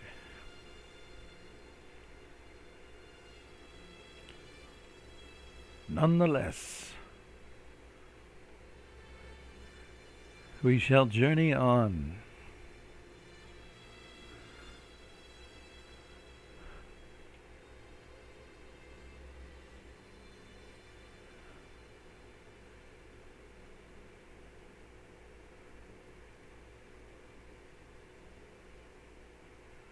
Is that a dark oak forest, or is that another village? Hold the phone. It is another village. With villagers. Ah.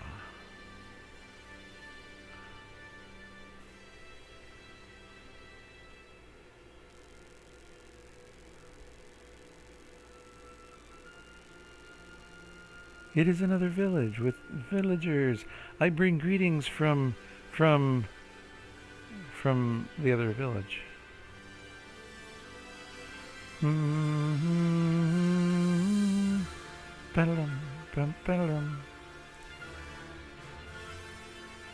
Actually, I just come to loot.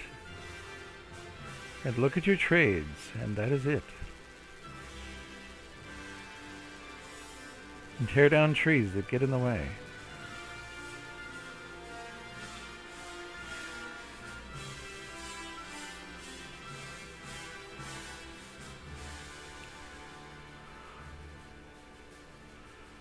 Those will be handy. I think I just have iron.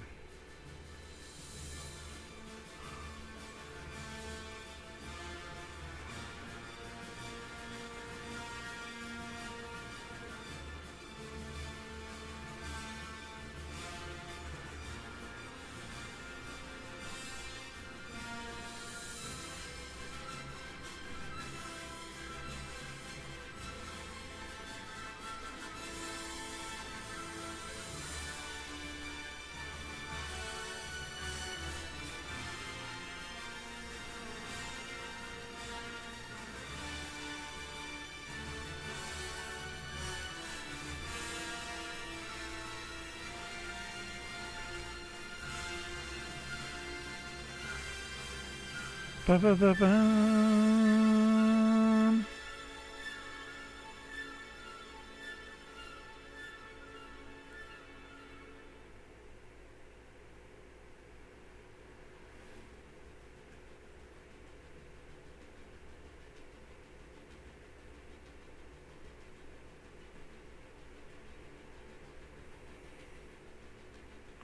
I'm just looking for melons.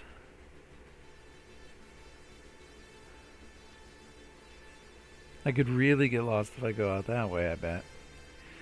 Okay, so I wasn't expecting to find this. I'm already lost and I have no idea how to get back to the other place because I didn't make a map or anything like smart like that.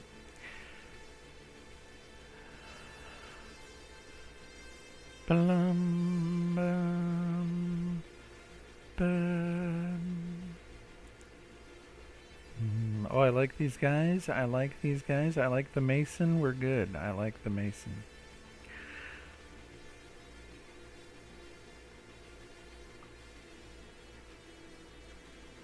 Okay, pretty sure I came through. Oh, there's a fire. Looks like a lava pit possibly in the distance.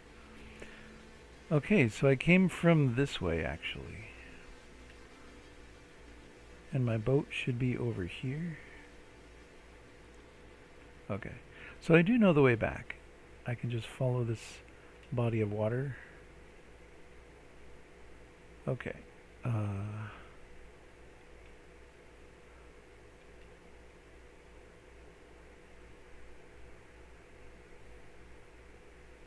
Whoa. Bum, bum, bum. Shadow Zero Ryer. Well, K, it's late, mate. Good luck with ya shaders. Oh, thank you. Yeah, I'm going to put it into my pixel art thing. I'm going to make it so that you can put your own shaders into the actual pixel art. Sorry, I guess I could show this off too. Where's it at? Station generator. So this allows you, this is a crude, kind of a paint program kind of a thing. But thanks for tuning into the stream. I'm just in a weird mood today, otherwise I would be more productive. See, you can move points around and stuff. You can change the color of points. Do all kind of stuff. But I want to put another option in here for shaders.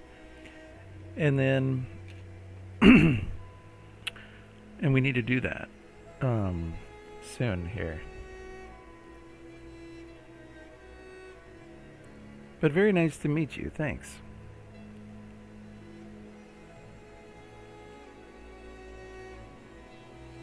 Oh, nice. Thanks for the follow from July 2022. 22. Yes, July. We can see what I was working on back in July. Probably the Space Trader. July would have been 4 months ago, so...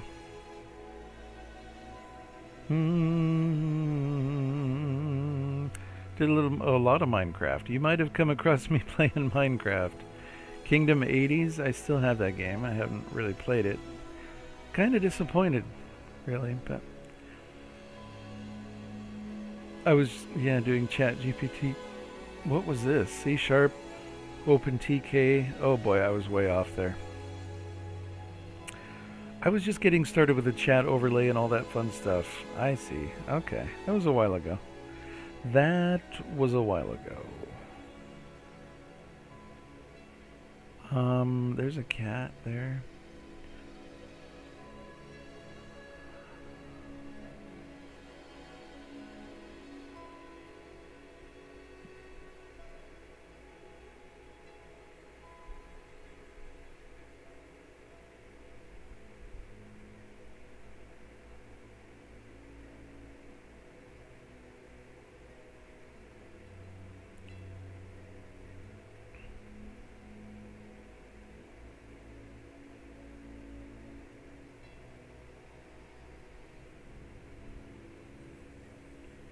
Another thing I want to do is Minecraft modding. I have a start. I've already started that, but that's all I've done. It's got it set up and everything, which is cool. You'd think I would be more motivated to do that. You would think I would be more motivated to do that.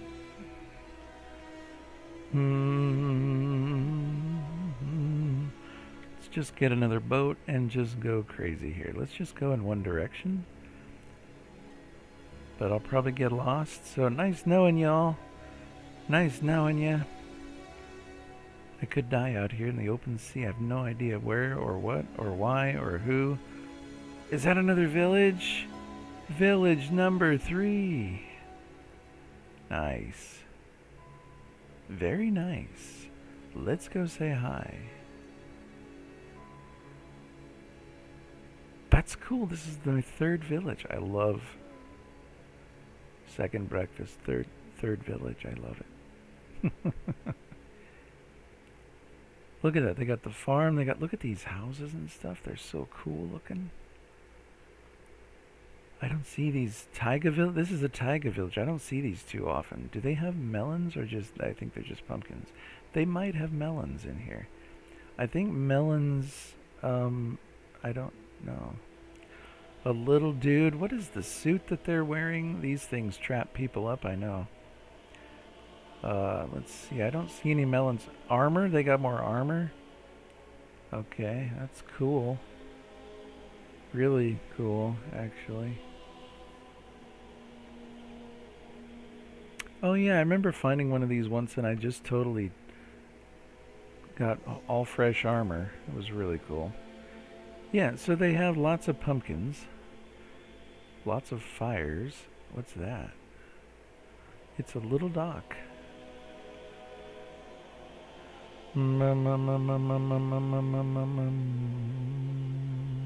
Oh. Okay, where's the oh, the berries? Watch out for the berries. Let's just destroy the bushes. That's fine. Oh. I'm looking for melons. It's like there are no women in our village.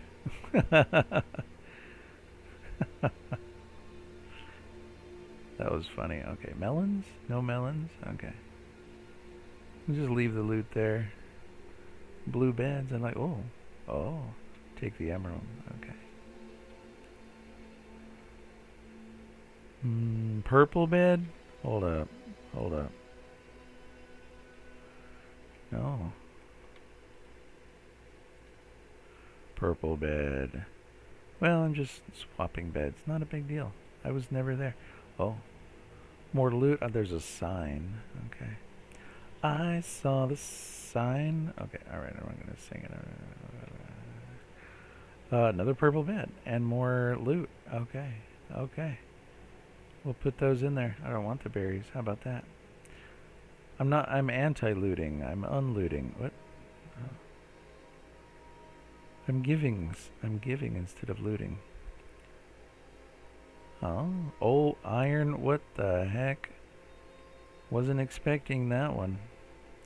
Apples as well as bread. Okay. Leaving the boots. That's fine.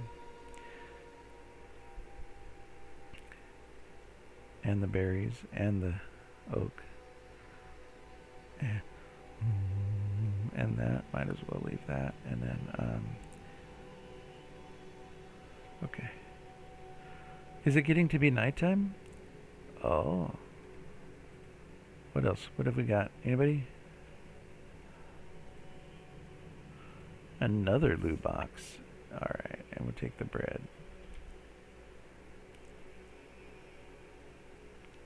Did I already come to this house? I don't know. Have I already visited this house? What's this one? Oh. Pardon me, that was, I think, my throat making a weird noise. What's going on here? What's up, dude? Got any loot in here? You do. Oh. Can I borrow your bed, dude? Yes, green sparkly. Go green sparkly on me. Okay, you can have it back. I promise. There you go. Oh, is this where I parked? Everybody remember where we parked? That's a really cool pin, looking pin. What is this, the entrance? And it's legit an entrance to what?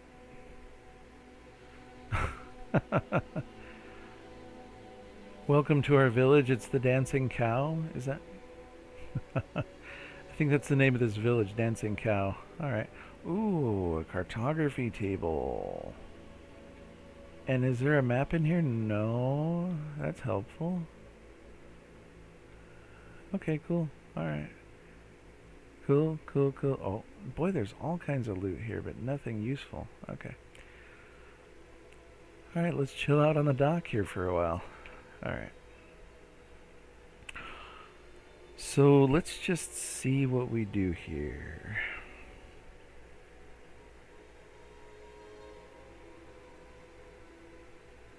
So this stuff I remember, we don't need that anymore. This right here, I remember right here. This was like literally the last thing I was working on. Add custom text editor for the user to add shader functions to display code. So the way we do this is we look at the code right now. Okay, open space station 02. Okay, this is the shader code right now. There's a box function, there's an in window function, and there's main. That's it. If not in window, color equals box. What does that mean? Determine if inside a window, and if so, discard. F miscellaneous B equals windows grid size. BXB, size of each window. UV equals point coordinates times window grid size, float offset. Well, if inside a window, that's for the window. Okay, alright. I can show you that real quick. I will show you that real quick. So there's an option in here, add windows. Then you can make a window grid and a window size. It's just for like, if you're building a building, so like you can have this, and then total points, you can just add another point here. And let's edit the next point. See, so you can have two.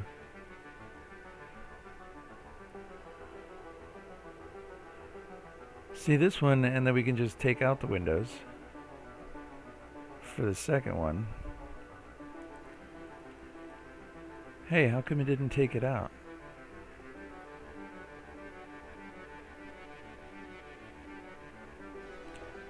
Ba-da-dum, ba-da-dum.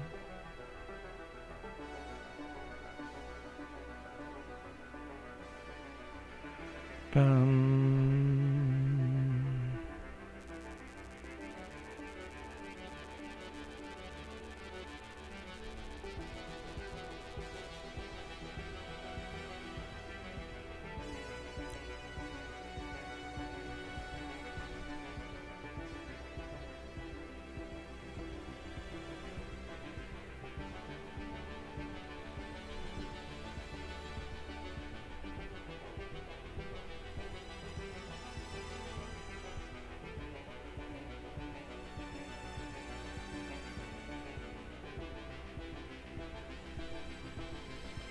Okay, so the idea is, let's look at the idea. Okay, we're actually starting. Let me do something else here. Be right back.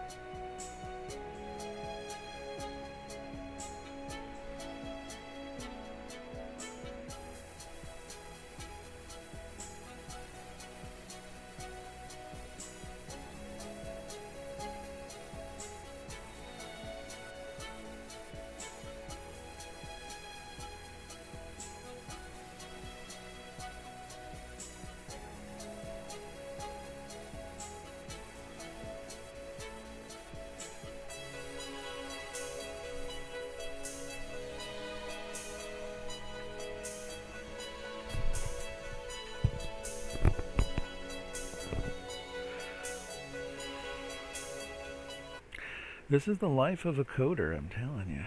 Let's see, what else could we watch here?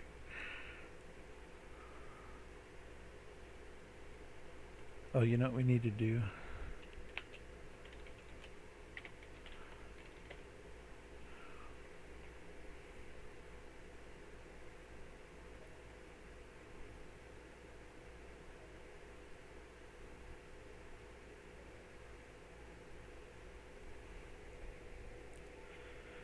Because I have Cookie. I have Cookie. Excuse me.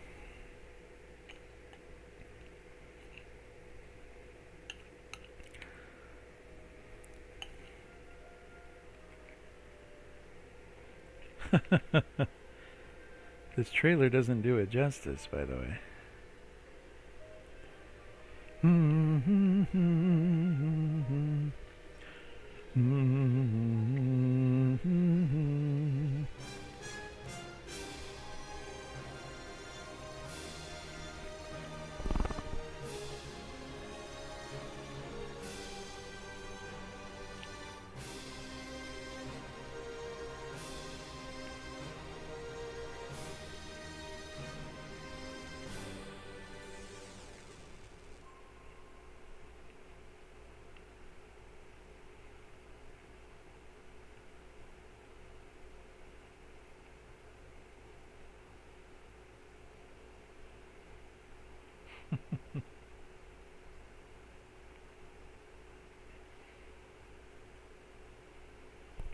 His shorts are legendary.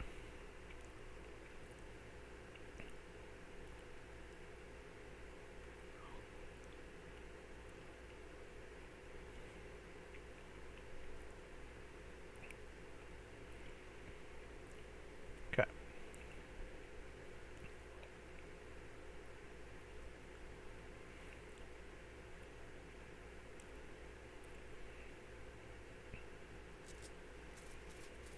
We'll watch Zemi real quick. Kind of like hosting.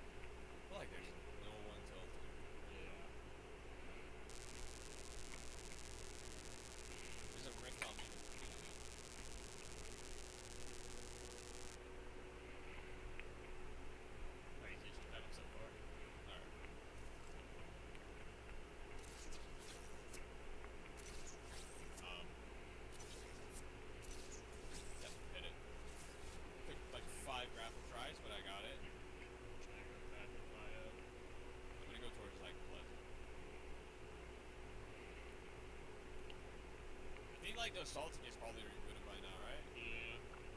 We could go there.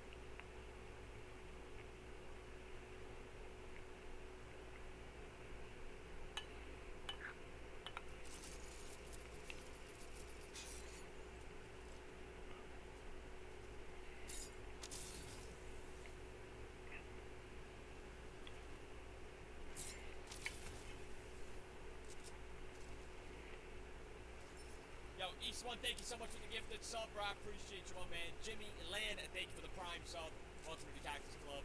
Apes, thank you for the 9-month resub. Raw Dog, thank you so much for the prime sub.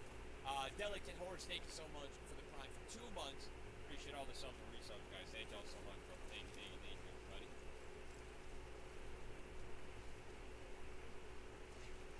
Yeah, it's just fully dead on this side of the map. They all gotta be like shifty, greasy, pretty salty coming out now. I don't know.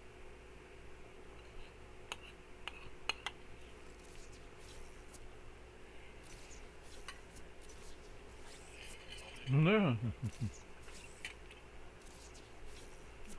toward the rift. Probably gonna hit it.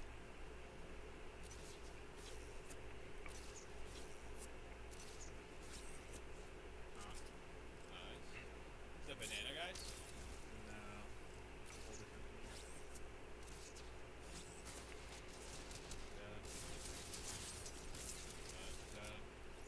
Wait, he's so low. How do you think?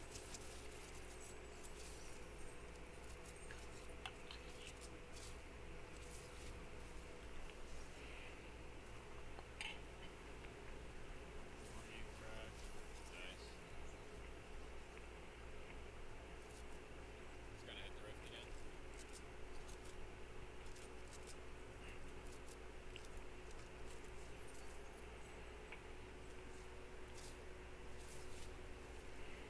How do I get as good as you? You just play a lot, man. Why do you play Zero Bullets? I have more fun in it, bro. I don't know. Why do you play whatever you play? Because you have more fun in it, right?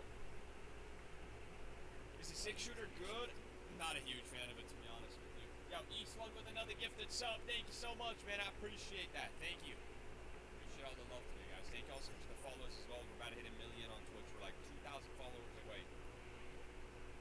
Am I shifty right now? I'm back, baby. You the king. My left. On this mountain.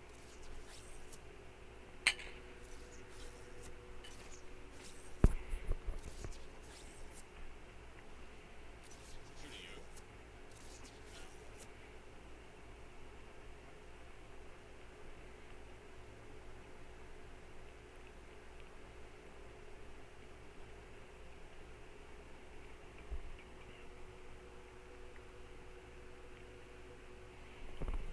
I'm not muted this whole time.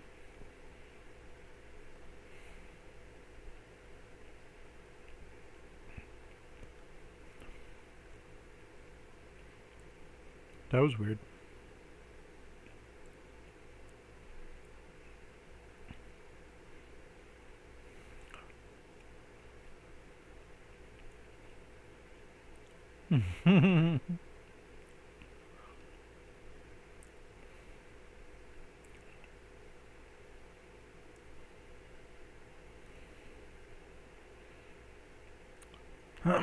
Let's try this one.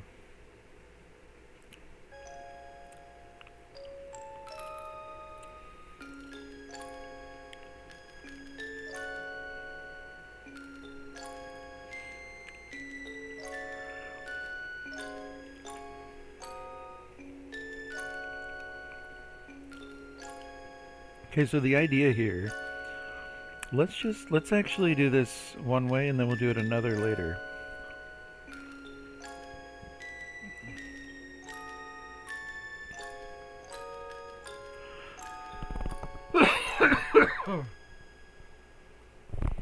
So box actually returns a vector 4, which is a color.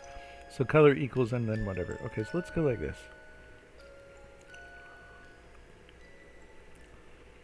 Vector 4. User function. Okay.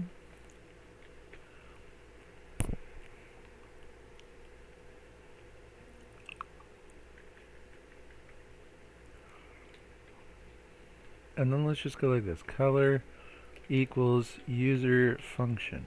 Like that. And we're going to comment this out. And this is okay because I've already moved on to the... So now when it first loads up, it won't show anything. Okay. So no matter what I do, it's not going to do anything. Okay. So, oh wait. Incompatible type? What? Pardon me. Oh, so we want to return a vector 4. I literally farted on stream. That was disgusting. Oh well, I'm a real person, so. Okay, so vector 4 color. Let's choose a color so that we at least know that it's working. So let's go vector 4. Let's go with green, I think. Let's go with a dark green. Ba -ba -ba -ba -ba. And then return color. So at least we know user function will return green for it. There we go. And then we can't change the size, or can we? Oh, we can, because that's in the vertex shader. Okay. So that's in the vertex shader.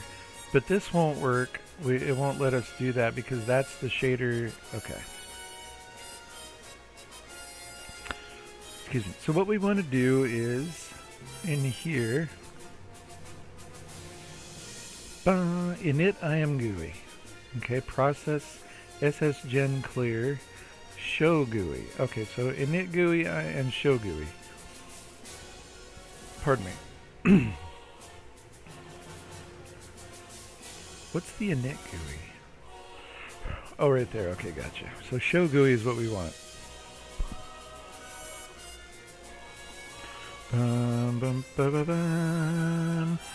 So draw a separating line. So let's do it right here.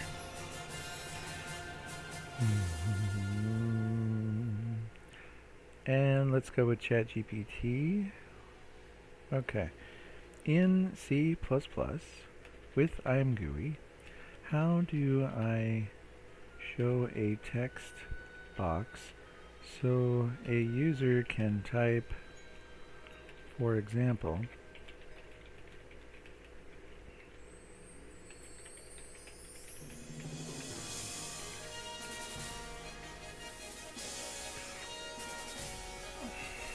input text multi-line. Gotcha. Here's a basic example. Okay. Shader code. Okay. Shader editor. Nice. Look at the comments in here too.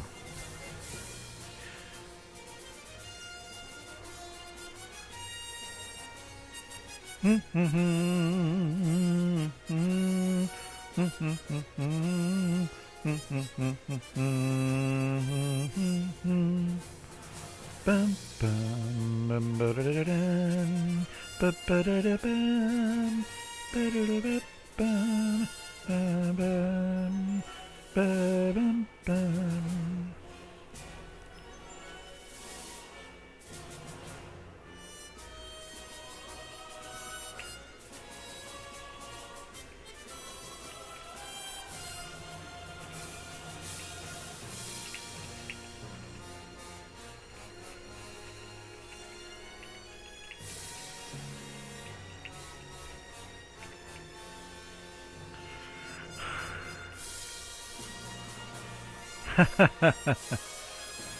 Okay, label, buffer, buffer size, size, flags. What is going on here? What are you doing? Shader code.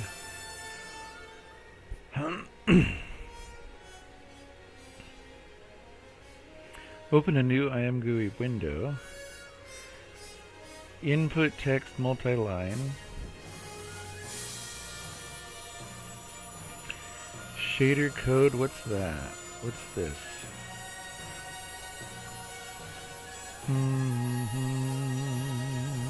The label is an empty string to avoid rendering a label next to the text box.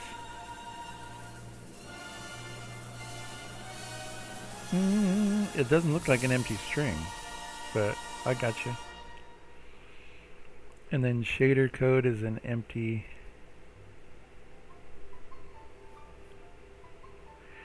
The arguments are label, buffer, buffer size. Oh. This is great. Look at this. Size of the text box. ImVec2. Perfect. Okay, and flags. But in this case, there are no flags. And flags is optional. Okay. Flags is optional. It says down here. Okay, make sure your buffer is large enough to hold the largest expected shader program. If a shader program exceeds the buffer size, it will be truncated. Also, don't forget to initialize your graphics context and handle the main loop for ImGUI. Okay, so what we want to do at this moment is just put in a shader. So let's see what happens. Okay. Pack the booleans into a float window size. Okay, so I need to refresh on what this will do.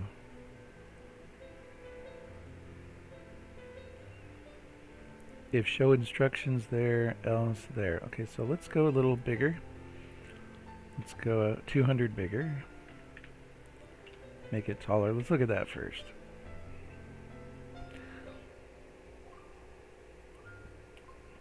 Okay, so here, you know what, maybe we should just do the shader as a separate thing because it doesn't look like it's gonna fit. Because where would I be able to put, see? Good call.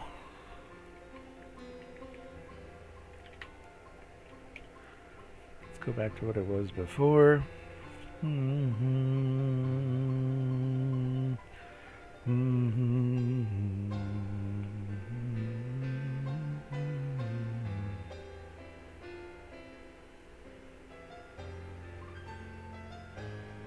Oh, right, okay. How quickly we forget.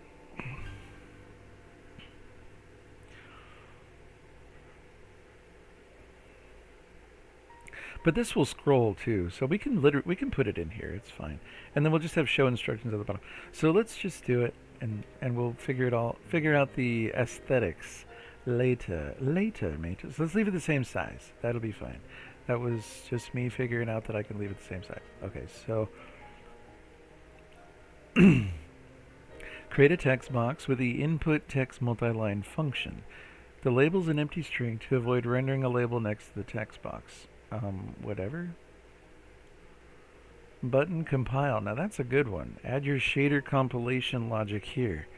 So what we need to do is, at first, because I will check the code and make sure that it works. So we're just going to get the text in there. So let's put this in. We don't need that line, doesn't really make sense. Shader code. Okay, so then we need the static char shader code 1024 by 16. Okay, interesting.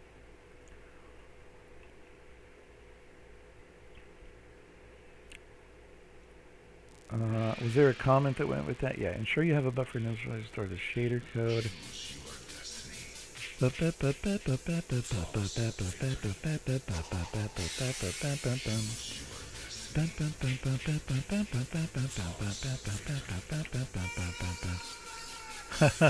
Shader editor.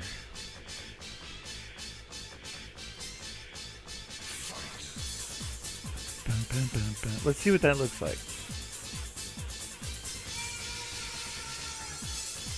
Okay, cool. This is our shader editor now. So I can put in shader code and it'll go inside that. I'm going to put it inside that function. Okay.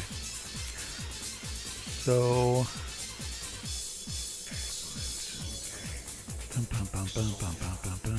okay, so I think we might need to change this.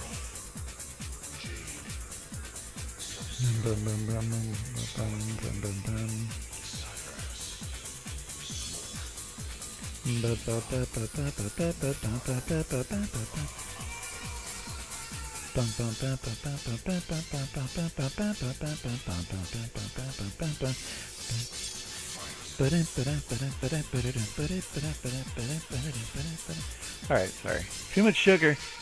There will be more. There will be more sugar. Okay, so the shader just gets the ID. So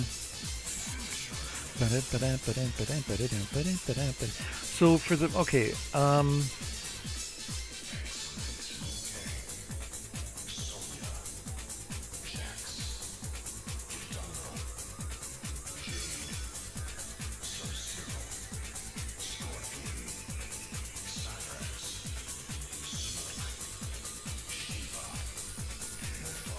okay.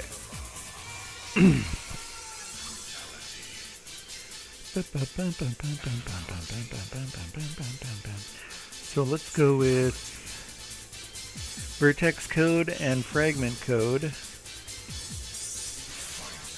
think I want to do this.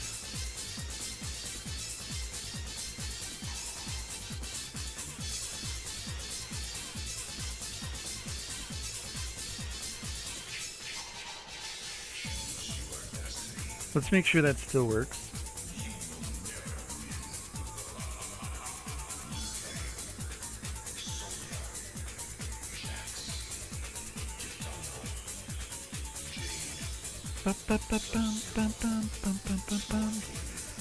Okay, let's move this shader code to the top. Let's move the shader code that the person's going to input. Let's move that to the top. So where were we at here? Building builder?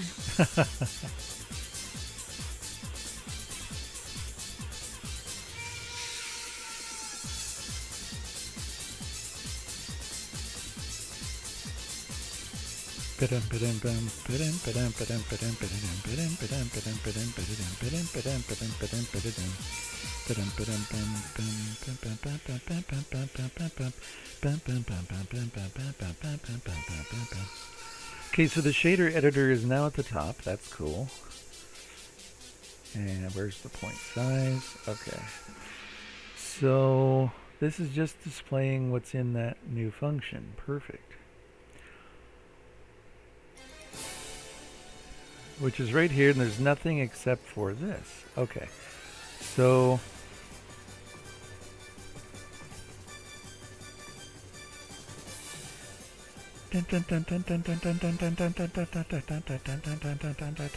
what's this? Take this out.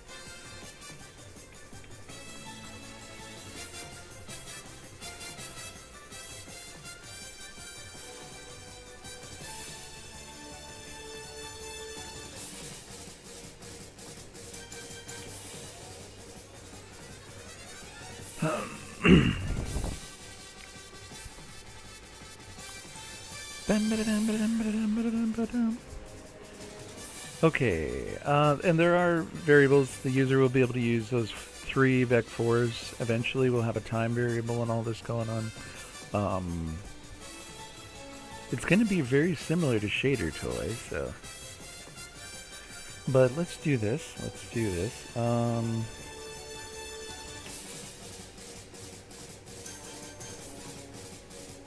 Oh, maybe it would be really cool if we could. Yeah, let's do that. So can we find this text? Okay.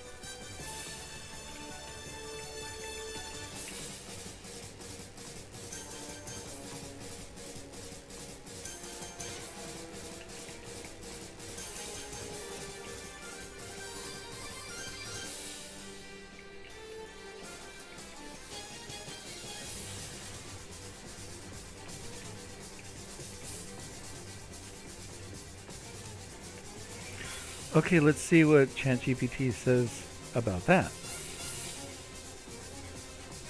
Certainly, you'll want to load the contents of your Space Station 2 FS shader file into a buffer, and then use ImGUI to create a text box with this buffer. Here's a step-by-step guide on how you can modify your code. Load the shader file content into a buffer. Before opening your ImGUI window, load the content of Space Station 02 FS into a sufficiently large character buffer. Create an ImGUI text box with a shader content. Use ImGUI text multiline to create a text box pre-filled with the shader code. That's cool. Compile the shader when the user triggers the action after the user edits the shader code and triggers the compile action, for example, by clicking a button. Take the content from the buffer and pass it to your shader compilation function. Handle compilation errors. If your compilation function detects errors, you should display these to the user. Oh, that's a great idea, bro. Great idea. If the shader compiles without errors, update your rendering pipeline to use the new shader code. Here's an example of how your code might look.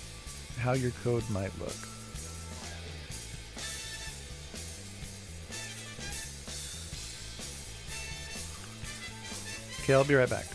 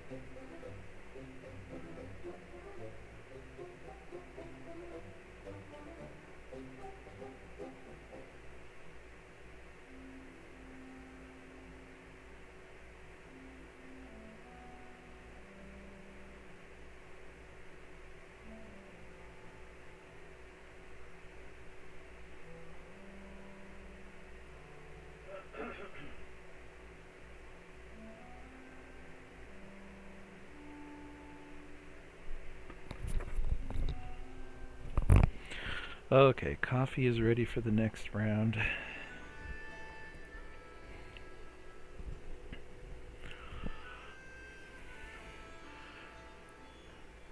Anybody say hi? Okay. Excuse me, so what are we doing here?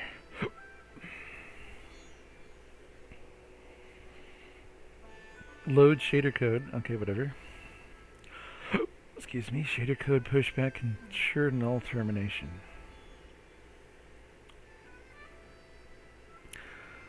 So string, oh, it's a, why is that a vector?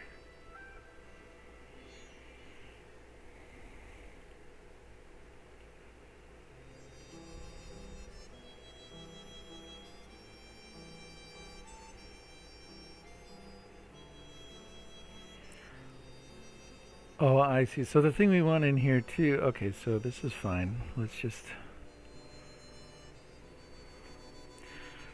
hold on. So yeah, I'm thinking too much now. So vertex code.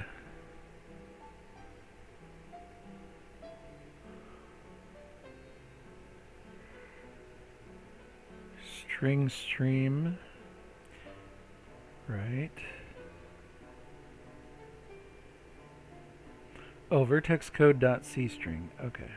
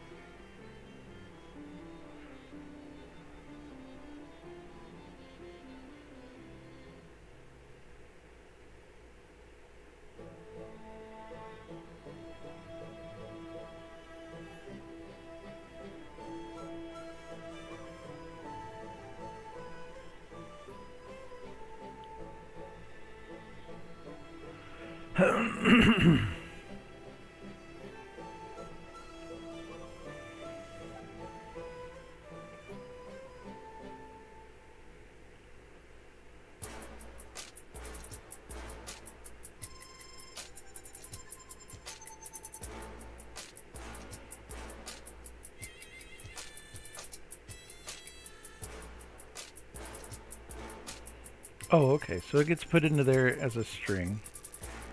And then this converts it to a C string.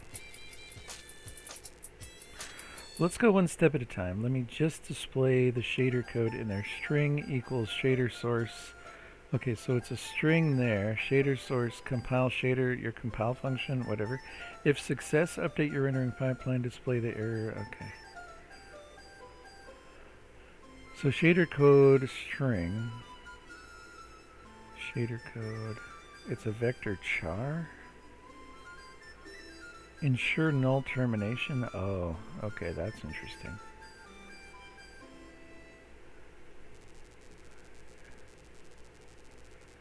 So from a string, we can just go. Oh, that's the vector. So from the vector, we do data. Okay.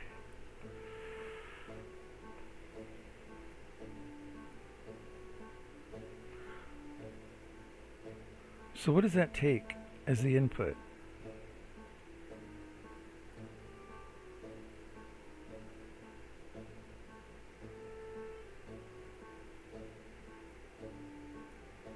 Static char array.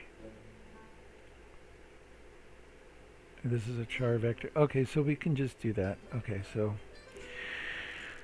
I don't want to do that. Excuse me.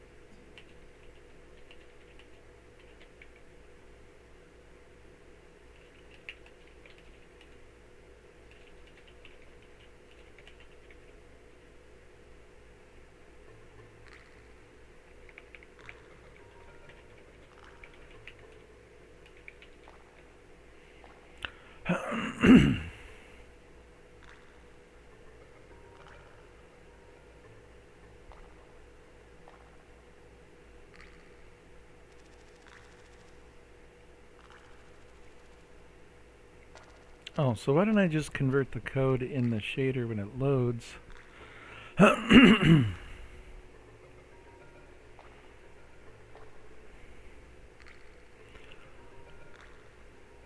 Yeah, no. Alright, finish your essay. This is fine.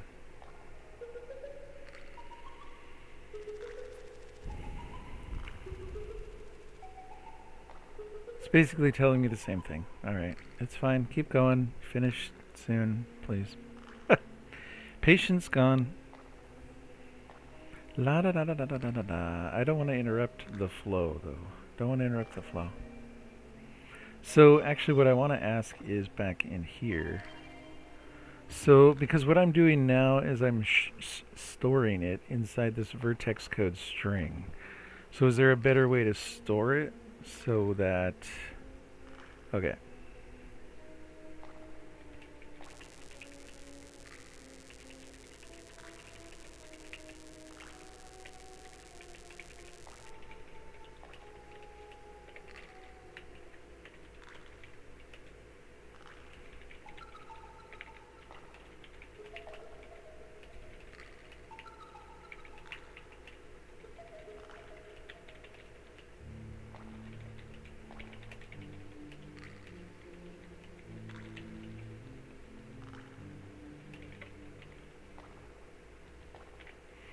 Let's see if that if that makes sense.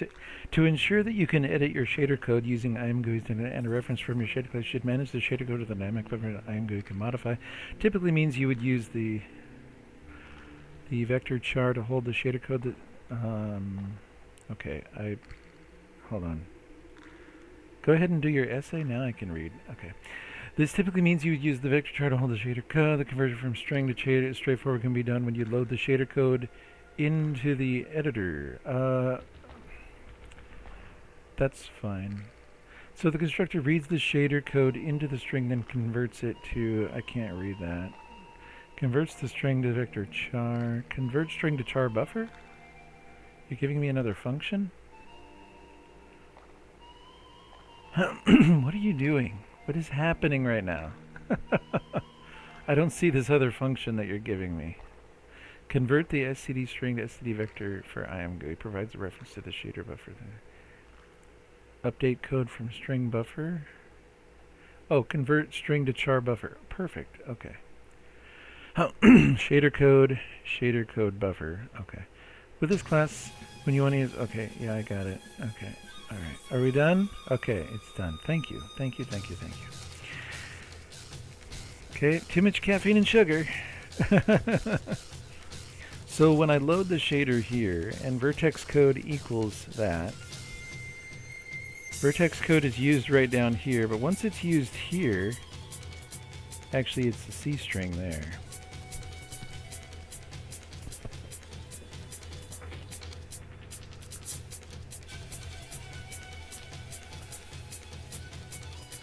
Compile shader. Okay, so what we need to do is right here, because beyond here, we don't use vertex code or fragment code in this particular... Alright. So what we want to do is...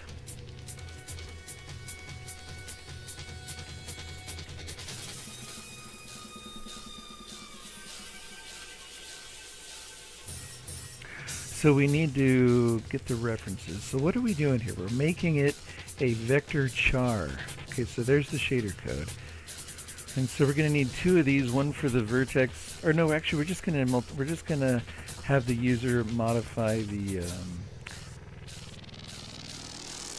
fragment shader for now. Although the vertex shader code is another option as well. So we need that. Okay, let's not put it there. So let's go up here. We're going to use a vector char, shader code buffer. Excuse me, fragment code buffer.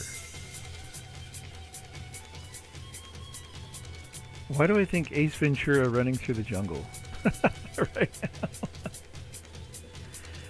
Okay, so then convert string to char, helper method to convert the string to a modifiable char buffer, right?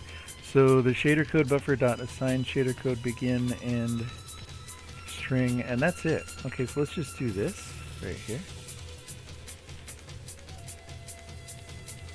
Right here. So this is going to be fragment right here.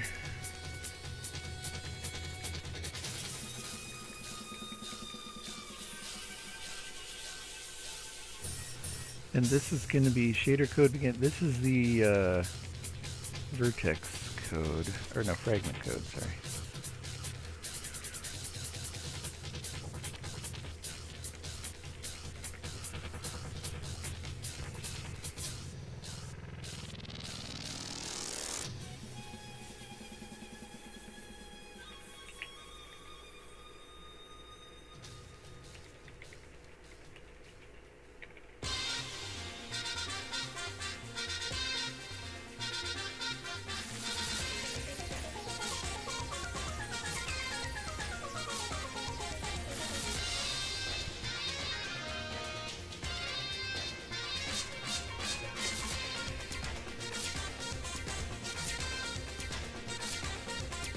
Okay, that works.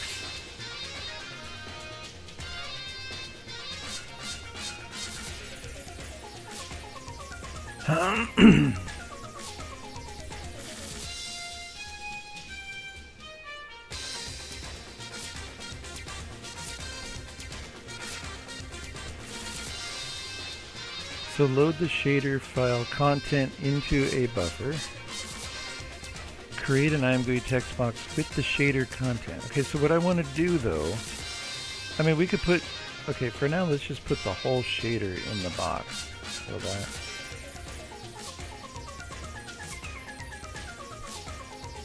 It's not that big of, it's not that large of a shader. It does have some comments that don't necessarily need to be there, but I guess that's fine. So let's see what happens. If we do that, input text on the shader code. Okay, so right here, I am area size shader code. Okay,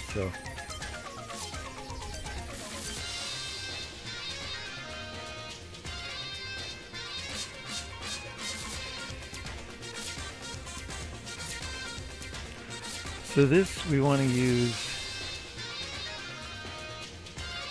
Don't we have a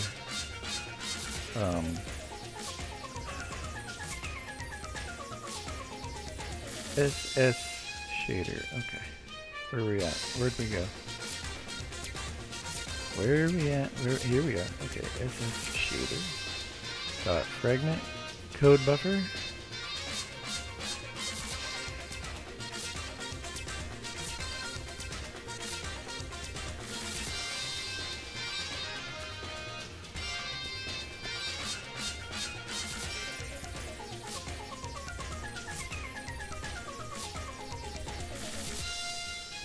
Oh, because we want to send that buffer dot data.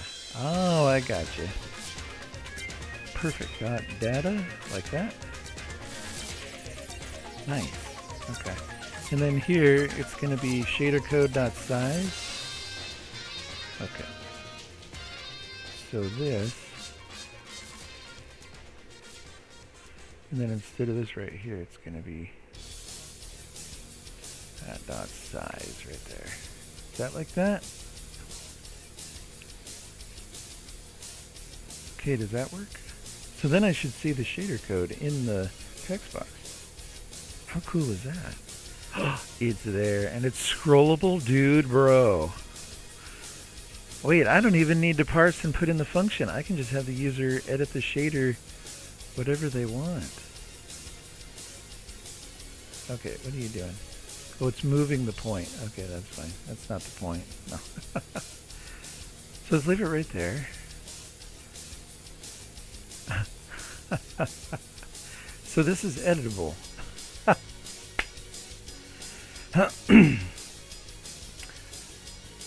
That's exactly what I want. Okay, so now let's put in our code there. What code are we going to use? Let's just change the color. Okay. For now, though, that won't do anything because we can change this to 0. And we can change this to 1. And then it should be blue. So what we need to do is, after we do this right here, we need a button, compile, and update. Okay. So input text multi-line, shader editor.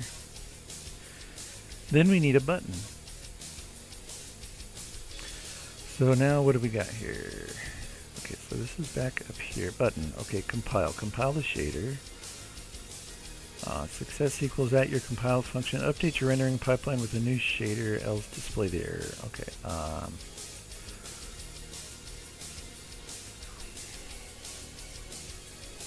So let's do it right and make sure it works, and then we'll do it wrong and make sure that if there's an error that doesn't work as well. Okay. So compile. We need a compile button. Okay. I'm down for that. And instead of this other code here for the compiling and stuff, we have code to compile it in the shader class. So let's just go compile the shader. Okay, compile.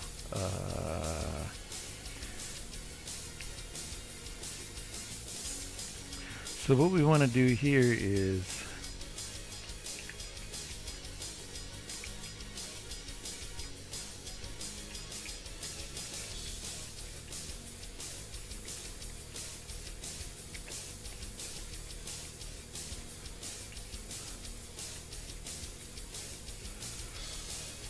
okay.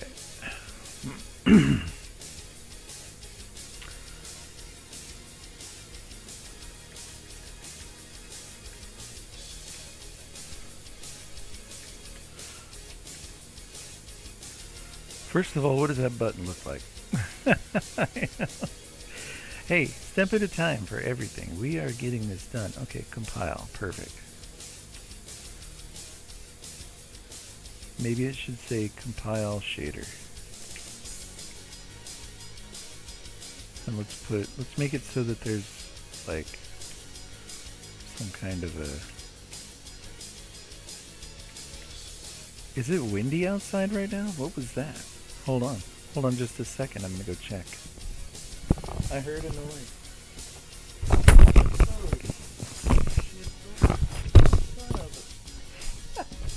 Okay, I'm destroying my computer equipment as we speak. I think it's fine. I almost destroyed stuff.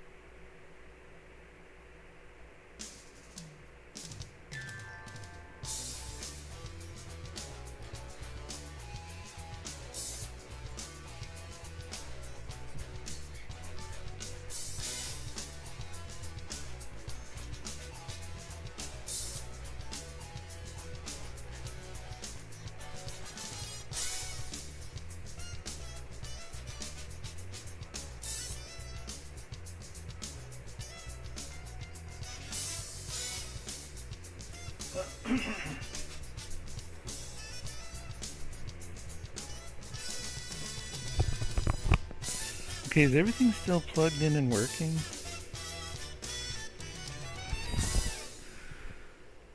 Man, I tell you. Is everything still... Check, check. Okay, looks like we're good. Did I miss anybody saying anything? No? People are just watching, lurking? Okay, cool. So, compile shader.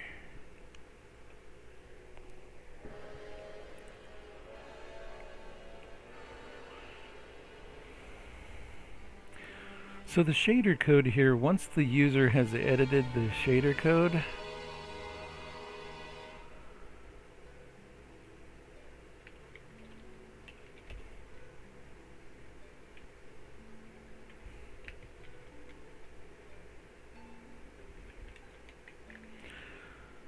so then what we want to do is we want to, okay.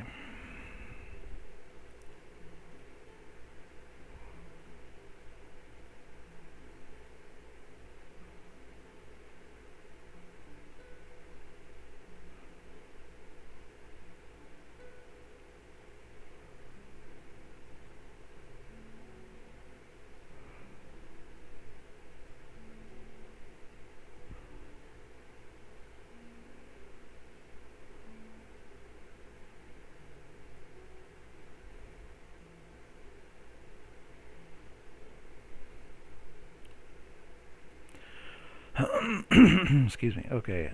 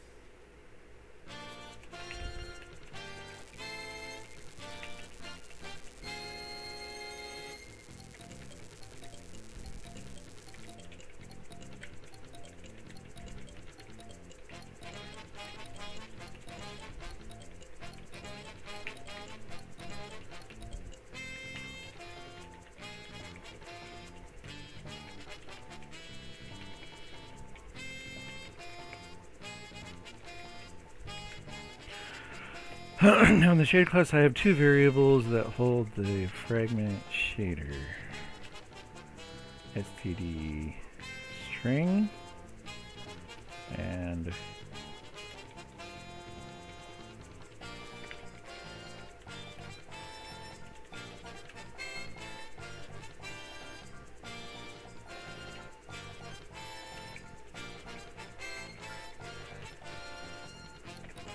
alright.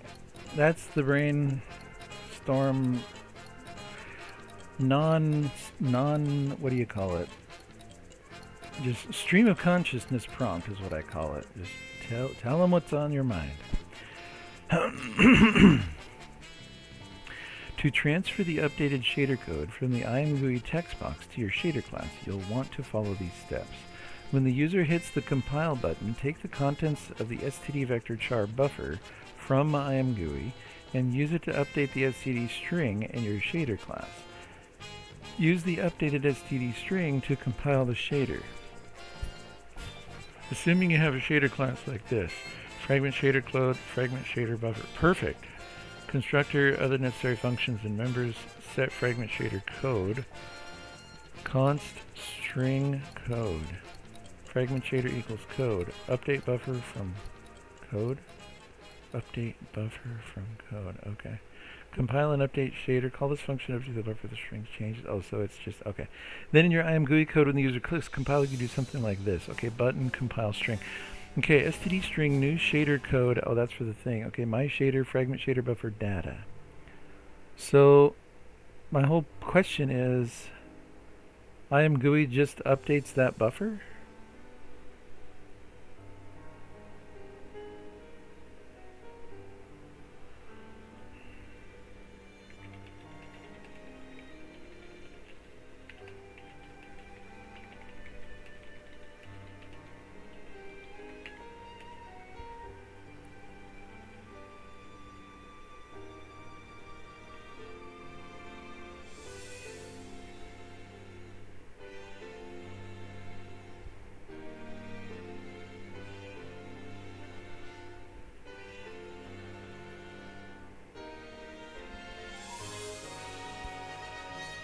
Yes, ImGUI's input text multiline function, when used with a buffer, allows the user to edit the contents of that buffer directly. In this case, the fragment shader buffer is the buffer being edited. Okay, so I don't need to do anything. This shader buffer data and size, okay, so that's being updated right there. And it's this vector char fragment code buffer.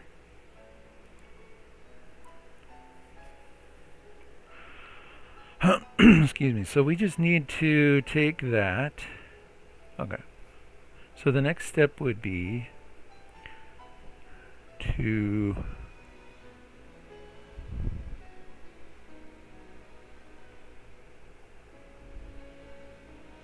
redo that load function so that I can use the, okay, check compiler errors. Okay.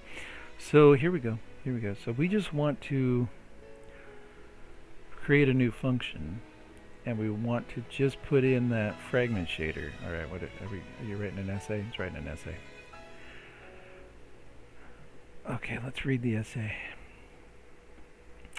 Because I'm on coffee, and a lot of this makes sense, but it's also very, very coffee oriented right now. So when you use ImGUI with a char array or a vector char, ImGUI edits the buffer in place. That means as the user types into the ImGUI text box, the contents of fragment shader buffer are modified directly. Oh, that's cool. Nice. Okay. Okay. This is why I don't want to do my own GUI just yet. There's so much that ImGUI does. Okay.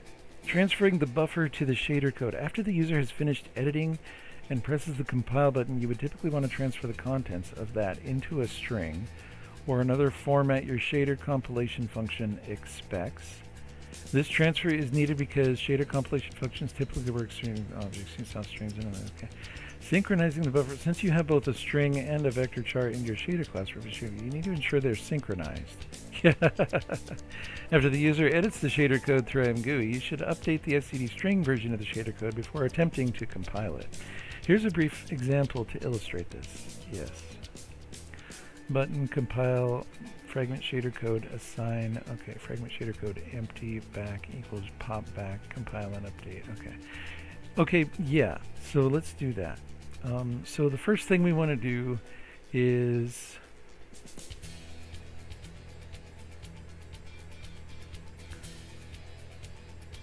so we can actually modify both of these variables and it won't mess up the shader. This is the one that okay, so I'm thinking wrong about this. I'm thinking that as soon as I modify this, the shader's going to mess up, but it's not, because it has to go through a compilation process. Alright. Alright. Okay, I got you. I'm with you, Cheech. I'm with you. Okay, so the thing we need to do is... trying to think. I'm trying to think. So this gets updated. And then the person hits the compilation button. So we need to... Yeah. I don't know what it's got to return yet, but let's just go void. Let's go update fragment compile. Check. Okay. So the first thing we need to do is everything down here. So we have the fragment shader, it opens the file, gets the fragment shader, goes down here to a code. Okay, so fragment code equals C string. So we need to convert the fragment code buffer to a string and then run it through this, which is just, and it deletes the shader. Okay, so I need to go through this okay, alright, I got you, okay. So first we need to convert from the buffer to the string, and I'm sure that that's listed in the essay somewhere in here too before. So my shader fragment code assign fragment shader buffer begin. Convert the buffer to a string. My shader fragment shader code dot assign.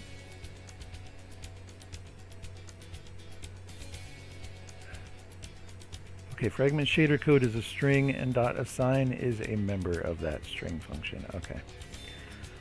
I should customize this GPT, but I don't have time, or I do, but I don't want to. Okay. Okay, so the we already have that. It's a string, isn't it? It's an std string, fragment code. So we want to go fragment code. What's going on? Why are we std string fragment code dot assign? Okay, I'm not getting this is all right.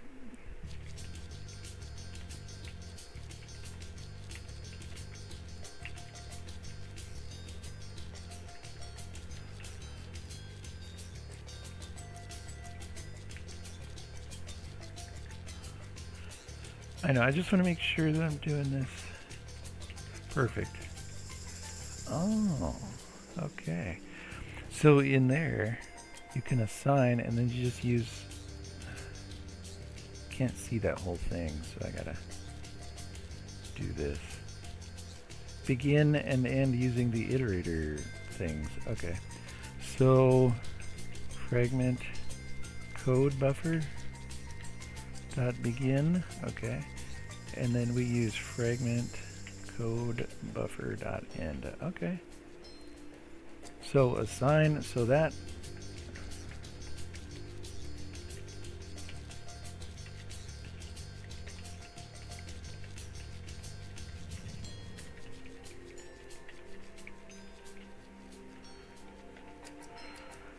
okay, so that puts it back into this fragment code right here, which is where we're down here. And F code, fragment code. Okay, so then our shader code, const char pointer, is going to equal fragment code dot c string. Okay, so let's put that back up here. And then we can just copy the part where it, okay. Compile shaders. So we already have the fragment shader, but it's been deleted. But we did save the shader code. Okay, so hold on. So we're also going to need this.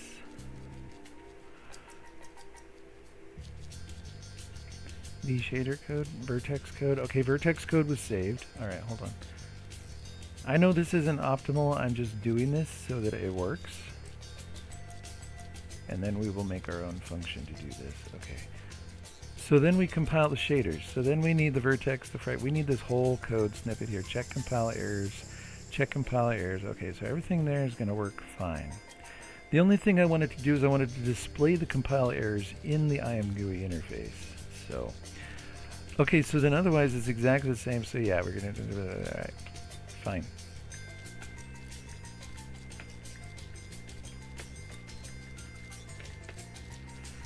Alright, that looks better too. So this, then we compile the shader. So this equals vertex code, fragment code, and this is saved code. Okay, so compile the shaders. Okay. Check compile errors. Okay, so the only thing that's different about this, this is void. Okay, so, success info log, get shader IV, shader compile status, success. If not success, okay.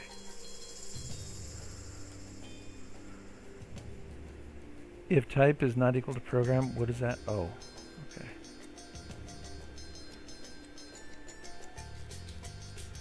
Glue in shader, okay, okay. Chive and 15 wiggle stars, chive and 15 wiggle stars, chive and 15 wiggle stars. Hey, what's up? Oh, thanks for the follow, John Tom 66. Hentai Moko, hey, what's up? And Ryan P Boss, hey, what's up, guys? What's happening? What's happening? Okay, I am trying to do this shader thing here. So get shader IV, shader compile status, success.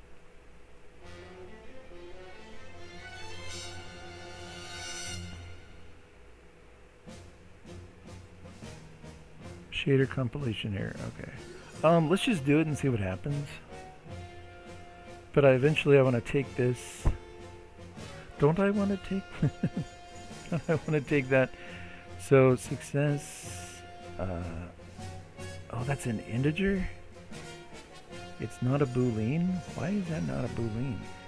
GL get shader IV. Why is that not a boolean? I want to lean on a boolean. What are you doing? I know. Hold on just a second. I gotta look this up.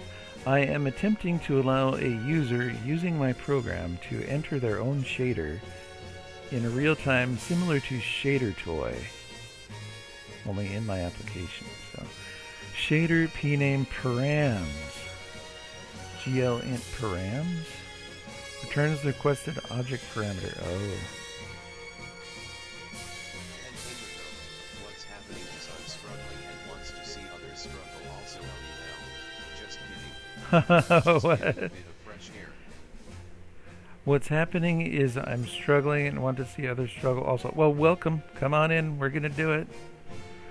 Just kidding, but I'm just getting a bit of fresh air. Well, there will be struggling, I can assure you. What's this? Is this private stuff? Are you guys sending me private stuff? Let me look. Is this good private stuff or is it weird? Oh, thank you, John Tom. That's very kind of you. Very kind of you. Very kind. Kind words.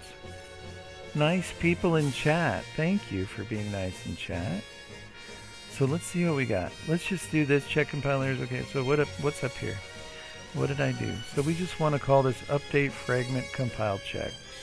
Theoretically then it will compile, attach, create program. Let's see what that does. Save. So in here we want to call so SS shader, is that what we're doing? Yeah. Update fragment compile check. Okay, right there. Okay, so this updated the buffer. Update fragment compile check. I just got to look at this again. It's going to do this, going to do that. It's going to. Oh my gosh, I'm so nervous and worried and scared and everything, and I don't know.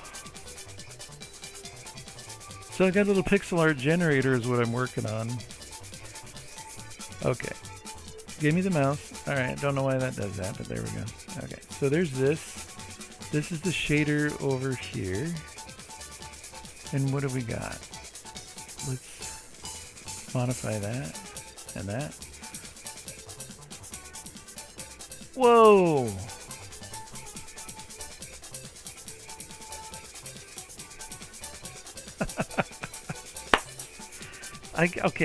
Okay, alright. Chat, that worked. I can't believe that just worked. That's awesome. That is awesome.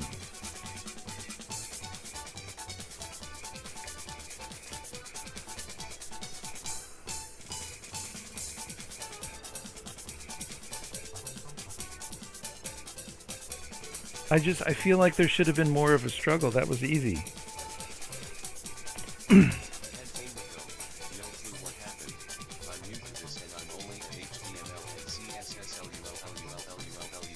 That's awesome. HTML and CSS is awesome, dude.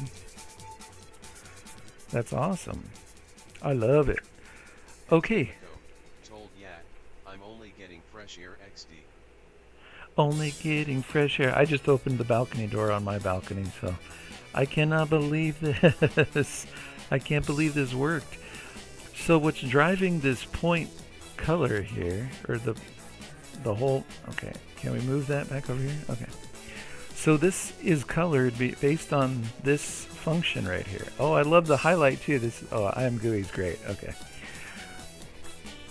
So this is the fragment shader, and the color is equal to this user function that I put in here, and the only thing that it does is set the color. So every single pixel is set by the color, you see. So now I can, this is cool. What if I want to make it brighter? Wait, go edit, go in there. It won't do it. What's it doing? Oh, can it not go bigger? That's interesting. It's brighter. It's brighter. Is this for a game? I only know shader thing in games. I am going to put this in my game. Okay, that's cool. So I can do this. I can do this in my game now. Okay, let me show you my game. That's the pixel art generator, which is kind of simple. It's a very simple program. But what I wanted to do was do it in there first before I actually put it in the game. Where's the game here? Okay, this is kind of huge. I love this. I love it. So here's my game. It's a 2D space trader that I'm working on. I've been working about 1.5 years on it. I've been working 6 years learning OpenGL with C++. So there's no game engine here. It's just C++.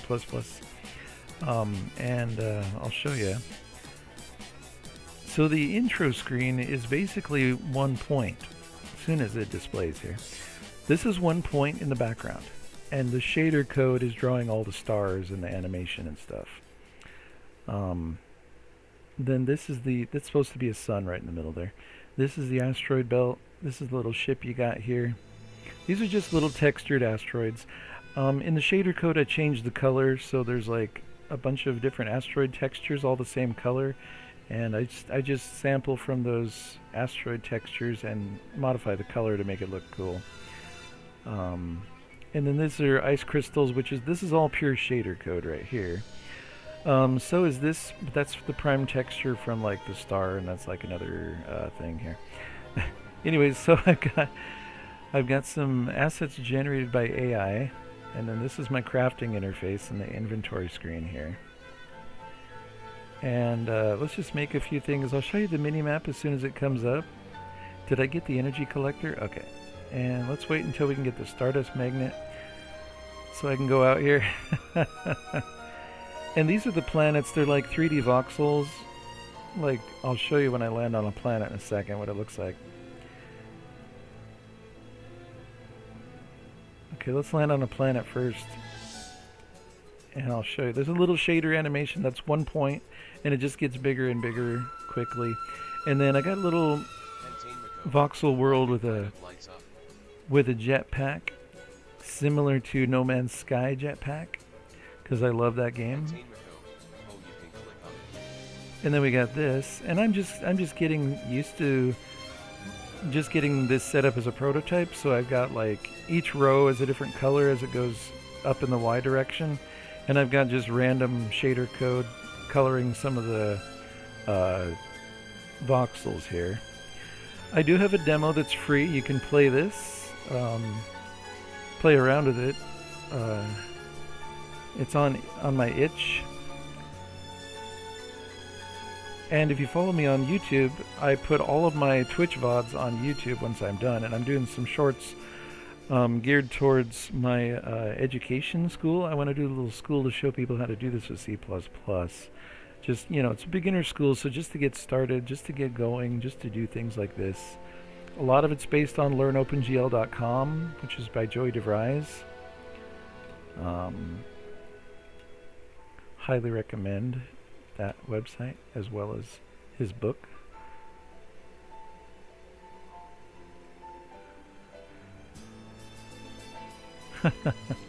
So that's that, and then this is a trading station I'm just working on. I haven't really gotten it working.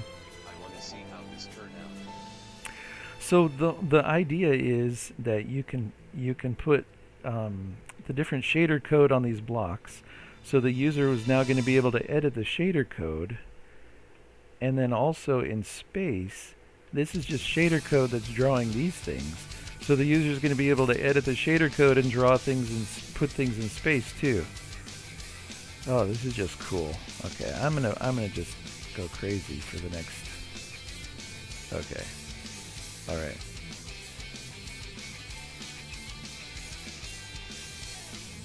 So that's kind of it. Why do the planets light up? That's an indication that you can land on the planet. You can click on it. Might as well sub on YouTube. I want to see how this turns out. Cool, yeah.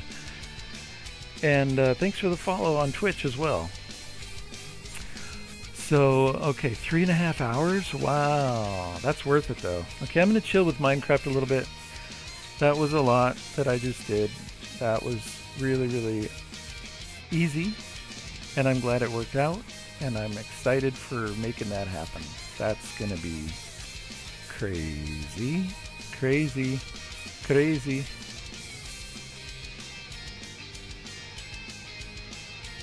Let's go see this farmer up here.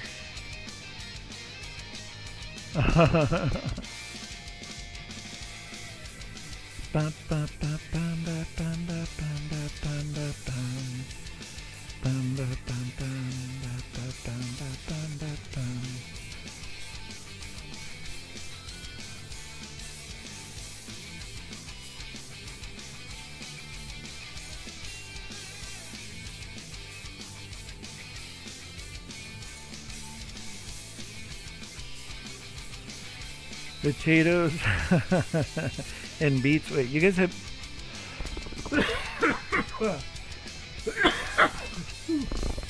have some more coffee, Jeff. You guys have beats?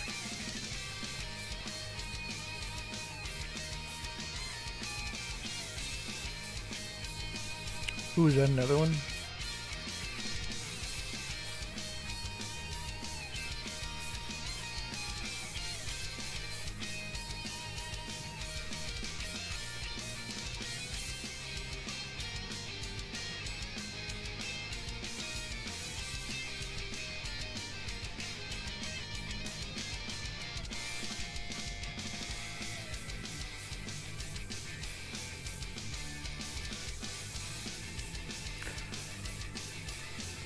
Okay, I might stream for a little bit longer today because that was really awesome.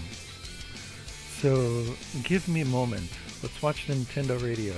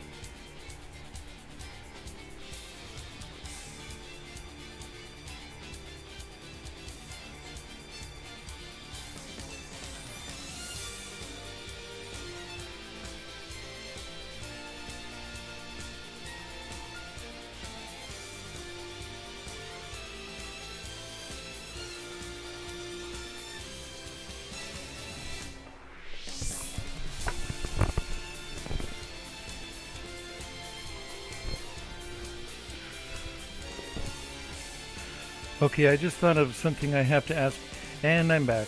Oh, I'm sorry about the ads. Yeah. I just thought of something I need to ask. You didn't miss much, I just took a little break to walk around. So...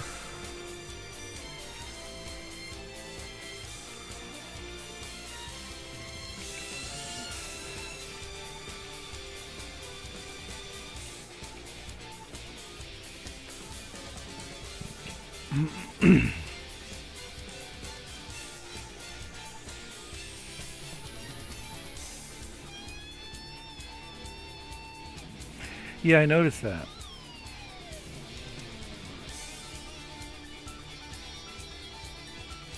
To handle this properly, you should implement a callback to resize the buffer dynamically as the user types. ImGUI provides a flag. ImGUI input text flags. Okay, hold on. Continue with your essay. That can be used with input text multiline to specify a callback function for resizing the buffer. Here's how you can set up such a callback. Okay.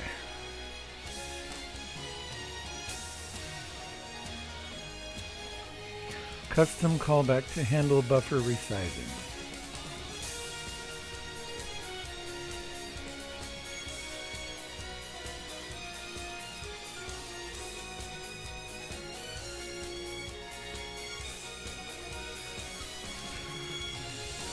By implementing this callback, you ensure that the user can type an arbitrary amount of text into the GUI text box without running into a size limit, as the buffer will dynamically resize to accommodate the new input.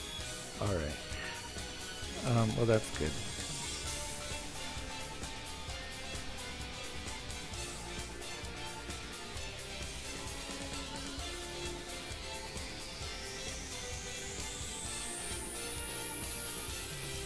Custom callback to handle buffer resizing. Static int input text callback ImGUI input text callback data. If data event flag equals ImGUI text flags callback resize. Resize the vector to the new size and null terminate.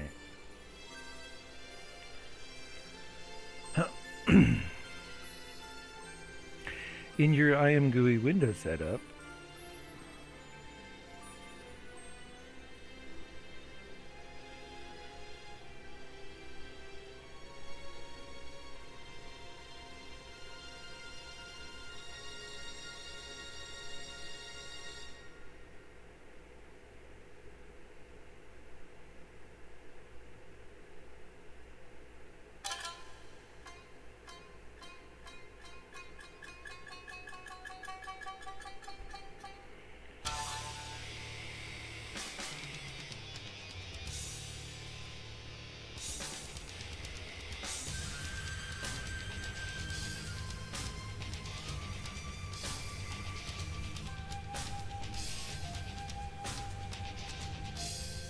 in the code snippet above, input text callback is a function that ImGUI calls when the buffer needs to be resized. When ImGUI detects that the buffer is not large enough to contain the new characters being typed, it will call this function, providing you with the opportunity to resize your buffer accordingly. Here's what happens inside the callback. ImGUI input text. Okay, I saw what happened inside the callback. That's cool. This callback is set up to be called by ImGUI input text multiline with the ImGUI text input flags callback resize flag. The user data parameter is used to pass the pointer to your vector. This allows the callback to resize the buffer as needed without having a fixed size constraint. Alright. Give me a minute to process that. So that just goes, okay.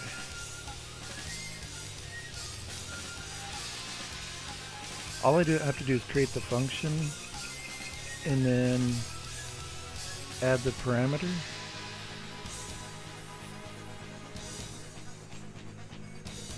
Where did it go? Oh. I loaded the other project. Hold on. Hold the phone. I'm so excited. I just can't hide it.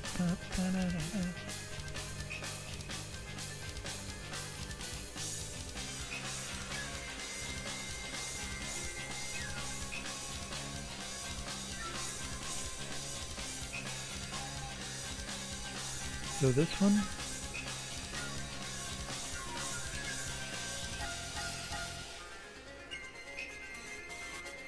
Oh, it does have the callback in there, but is it optional? It's optional, isn't it? Okay.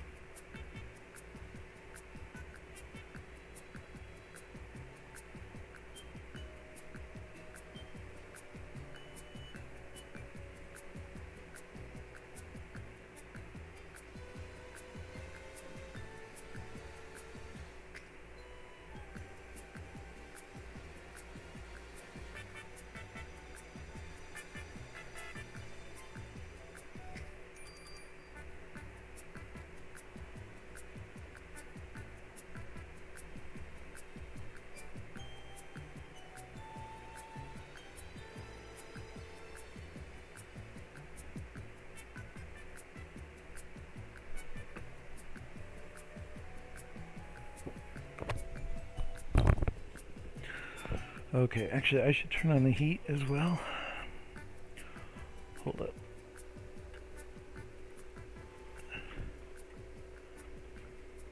Okay. Just for a little while I'll turn on the heat. Okay. Alright, let's keep this going here. So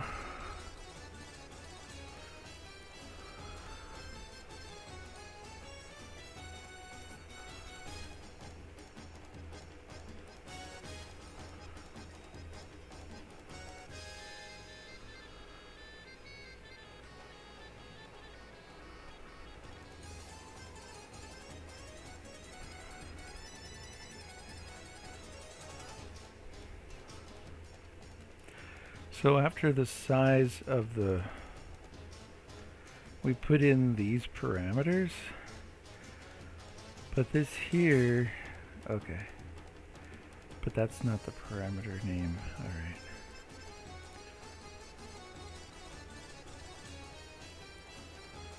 So let's just make this easier to see and read and understand and all that fun stuff.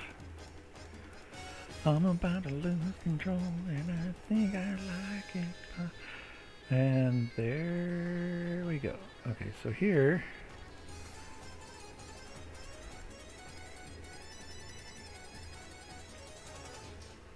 hold up.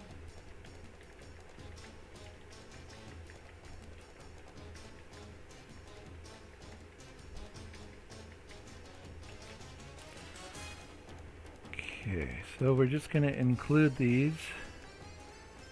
Did I hit the thing? Okay.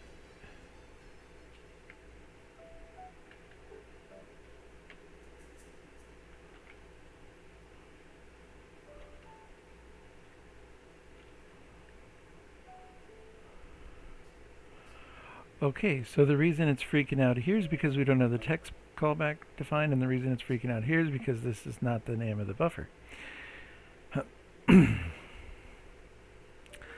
So void pointer SS shader fragment code buffer.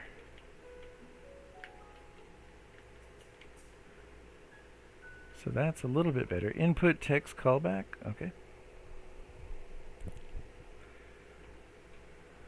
So if we define that callback now,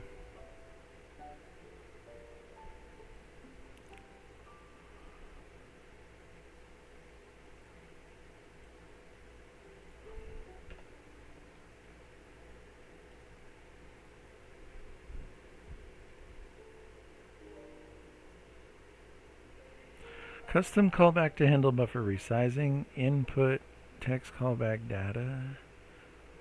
So I think I can just use that right out of the box here.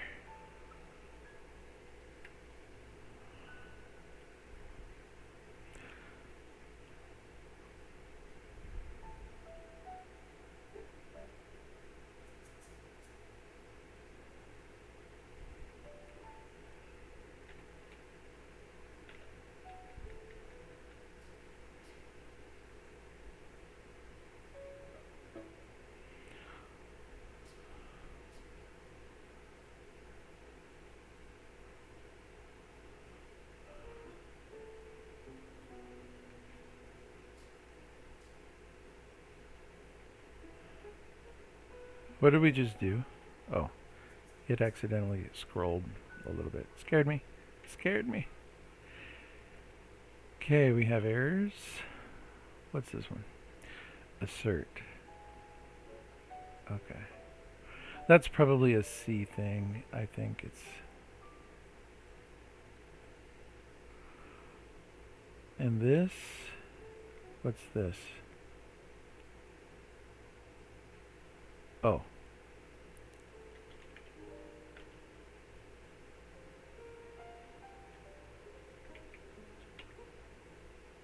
Better? Okay, so now it's just the assert. So let's copy this and...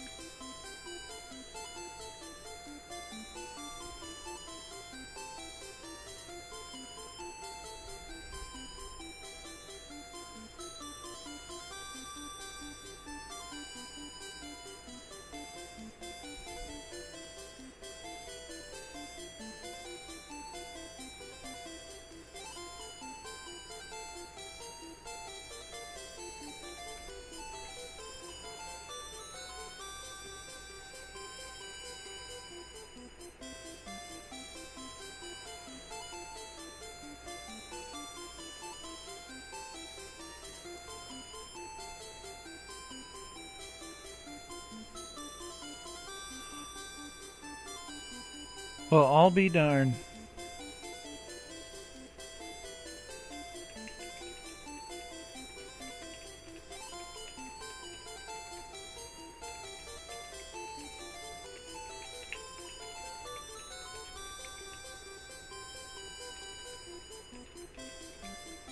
Entainmako, at the end.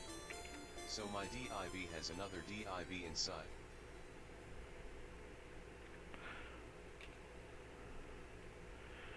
You've got a div within a div. Excellent.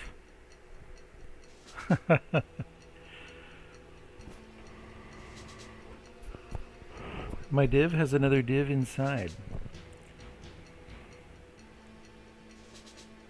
Whoops, that's Minecraft. Entainmako, and because I'm doing the thing on the inside div, my command wasn't working. Oh, okay. Well, I'm glad you found that out. That's awesome. What were you working on again? What are you working on again? I'm new to this and I'm only at HTML and CSS. What are you working on? What's the project? I tried putting the command on the main div and it is now working. Oh, nice. If you want to show it off, if you got a link or something, that's cool. Entainmako, I'm doing website. Cool.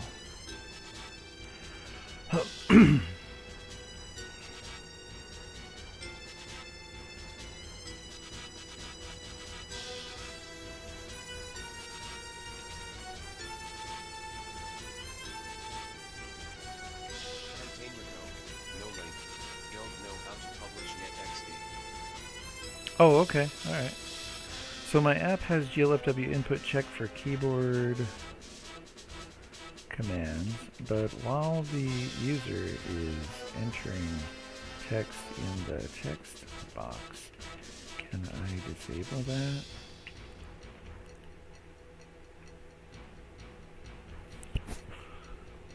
Yes, when using GLFW with ImGUI, you can prevent GLFW keyboard inputs from being processed. When typing in an ImGUI text box, ImGUI provides functionality to check whether any ImGUI widget is actively capturing the keyboard. Nice. You can use this feature to conditionally ignore GLFW key events when ImGUI is capturing the keyboard. Here's a simple example of how you can use this feature in your GLFW input handling code. Okay. Your usual GLFW key callback, let ImGUI process the key first. ImGUI is capturing the keyboard, don't process the key. Oh, okay, return. Now handle the key with your usual application logic. Oh. We can just put this in, that's great. Into my key callback? Bruh.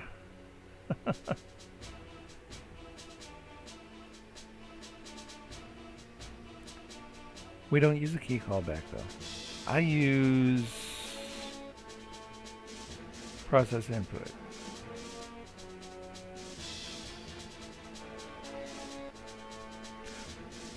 So let's keep the escape key for, and then go right there.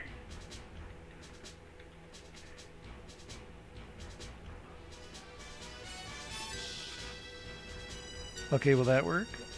Let's see.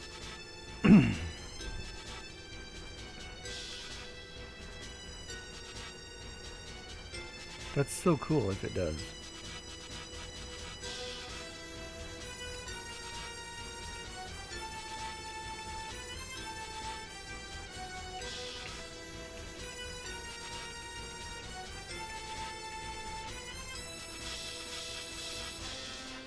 Perfect. That's amazing. That's awesome. Okay, that's going to be a short. That's going to be a short. A lot of this stuff is going to be... I can make shorts out of a lot of this stuff, but that's going to be a short right there. So what time are we in the video here? 3:55. Okay, so let's put that in my game dev log. 3:55. Go up here, up here, up here, up here, up here.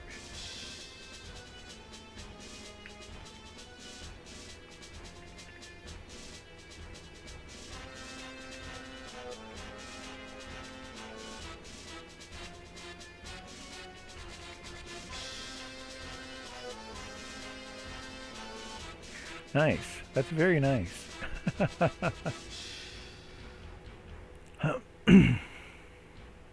Okay, I feel super accomplished and I'm super excited. But now I want to do a little bit more. I want to do a little bit more. So let's go like that. Let's go like that.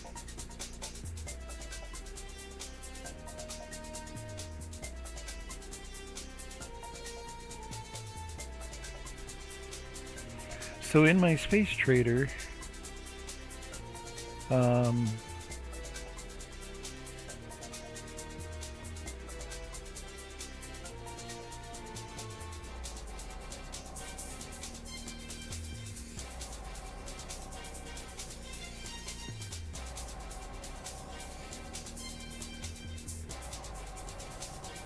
oh, we want to open up this one.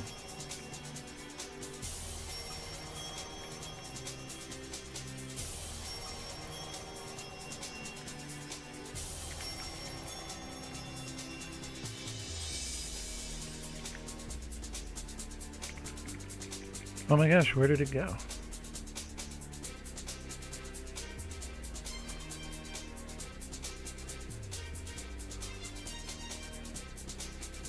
It's right here. Oh.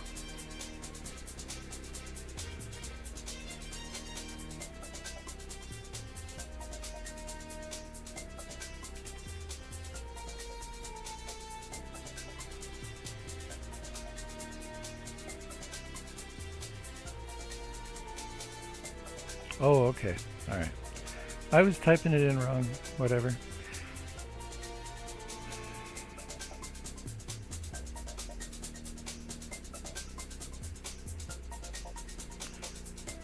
Where's the load shaders? Oh my gosh, Jeff, there's so much code.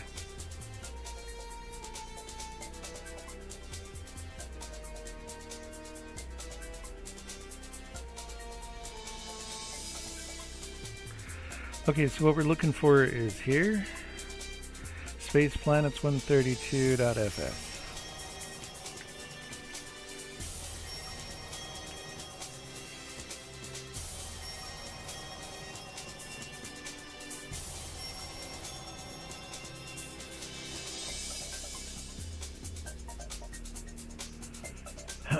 Vector 3. Okay, so let's do this.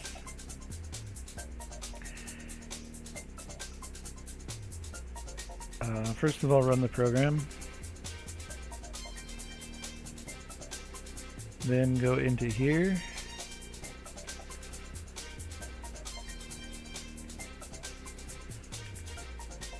Actually, let's copy the inside of the program. Excuse me, inside of the function.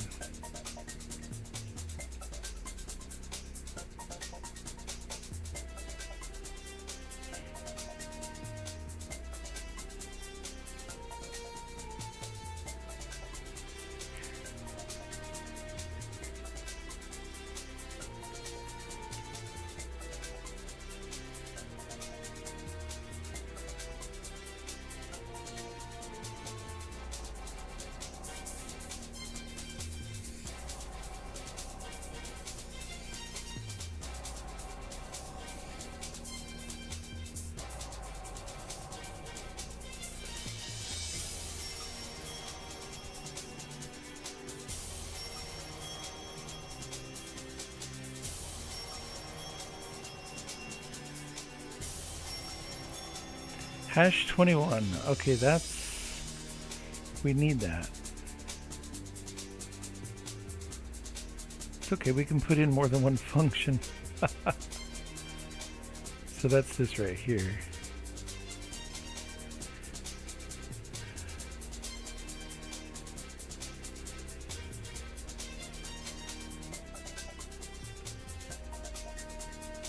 We can modify the whole shader. We can do whatever we want.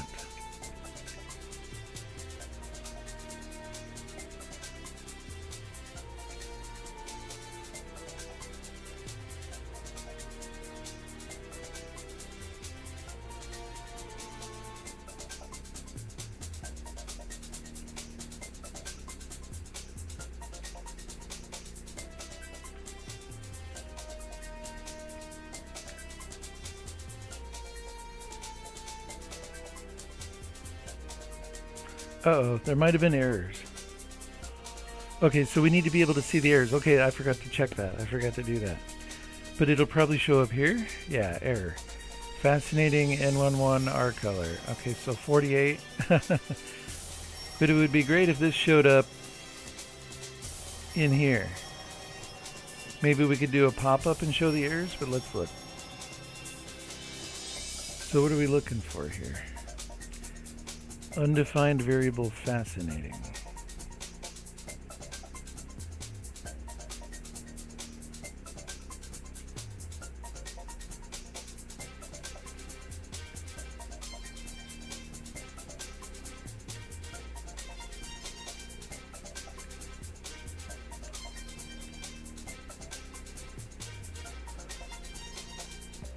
Oh, that's in the hash function.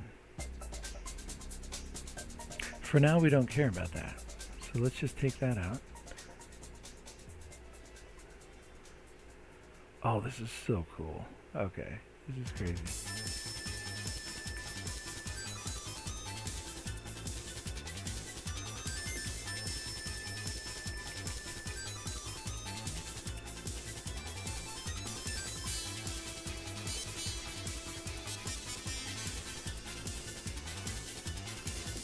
Okay, so we still have N11 as an error and R color as an error. So if this was line 48, we need to go down 30 lines. 1, 2, 3, 4, 5, 6, 7, 8, 9, 10. 1, 2, 3, 4, 5, 6, 7, 8, 9, 10. 1, 2, 3, 4, 5, 6, 7, 8, 9. Oh, N11. Okay, so we need that too. That's a function. And then what's the other one? R color. 78. Whoops. Uh-oh. 78, 79, 80, 81, 82, 84, 5, 6, 7, 8, 9, 10. R color. Oh, okay, so we just, okay.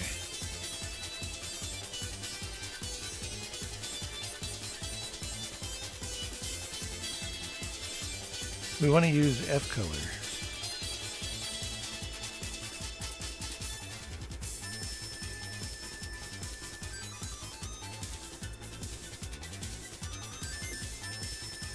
Okay.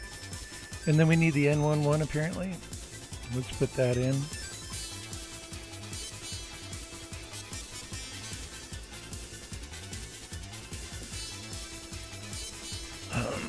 Excuse me. And we'll take out the fascinating.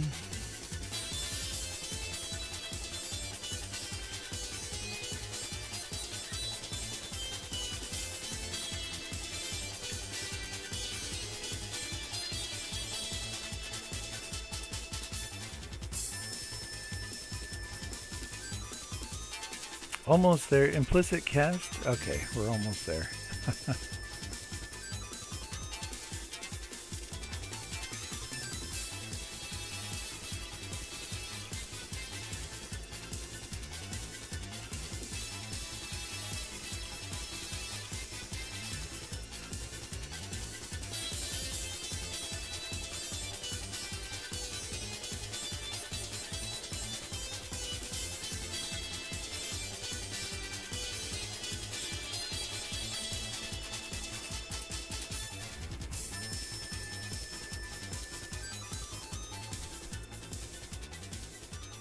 Is that because F color is a vector 4?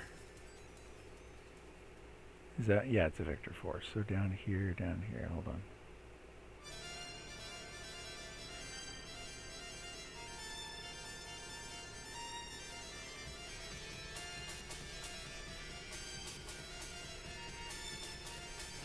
I think that'll fix it. Yeah, there we go. Sweet, look at that. That's crazy. So whatever shader I put in there, and I can create another one. Oh. And change the color of it. Oh. That's cool. Okay. Very cool.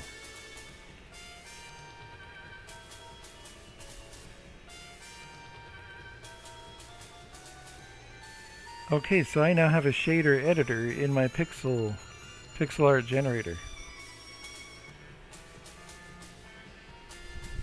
Nice.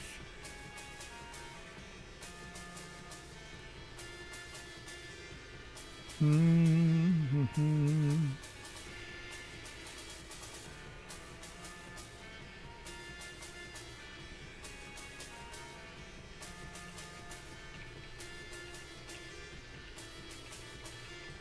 So let's update that and put it on whatchamacallit? Itch. So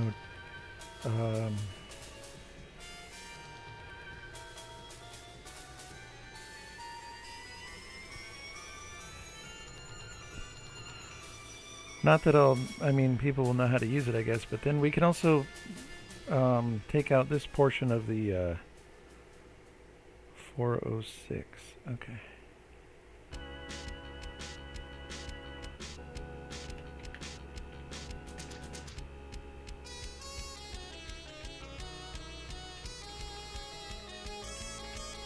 Finished for now. Okay. But we also want to look at, well, that's pretty much a good 10-minute. Okay, cool. Shader edit. Okay, so I'm going insane right now. Okay, thank you, ChatGPT. We don't need the clash. We're in here.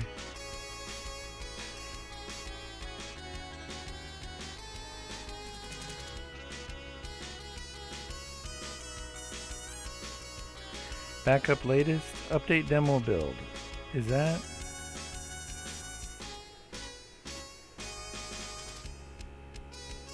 Oh, that's only for the space trader. Okay, so let's do one for the, although I think the thing is going to be fairly easy for that. Chat. Building editor. Oh, all we need is the exe and the 2 shaders.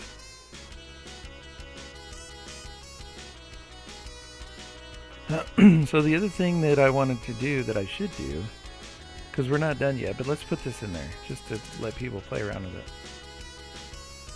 I mean, if they want to buy it, I guess it's $3. But actually, the other thing that we should do is save the file. We should update the file, the fragment shader. But there's more we're going to do. We're going to update or maybe we shouldn't update it yet. Let's not update it yet. But it's in the works. Or no, we can update it. Hold on. Building Editor 03. Let's just change the name of it to Building Editor. So let's go into here. Name. Where are we at? 64. Release this. Okay.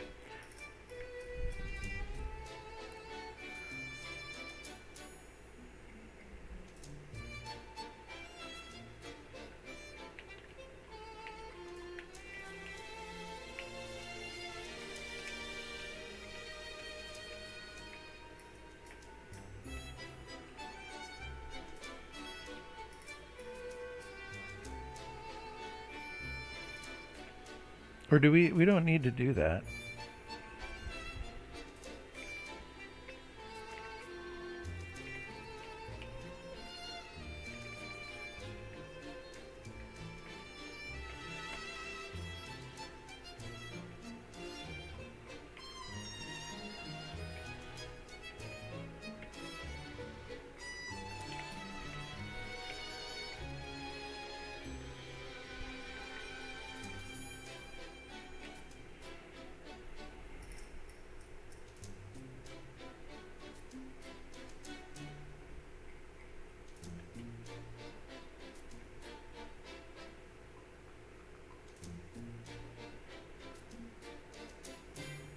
Whoops, I already got it there, sorry.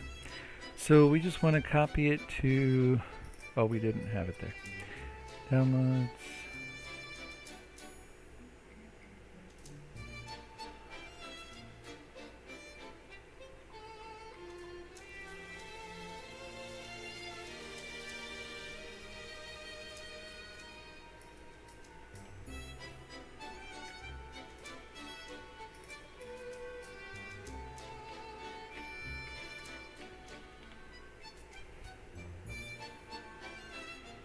Building editor, okay.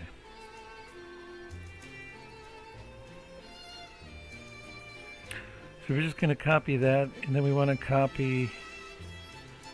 Actually, the shader doesn't change.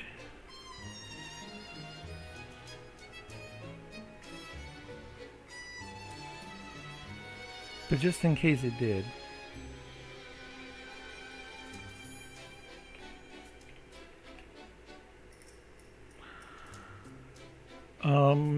Excuse me, where are we copying this from? Users, Jeff, source, repos, OpenGL.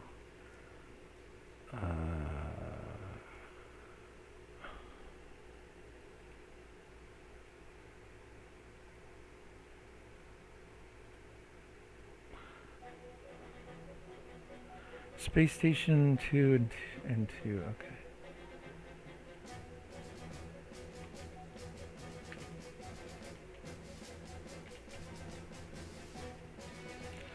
Is it not finding that?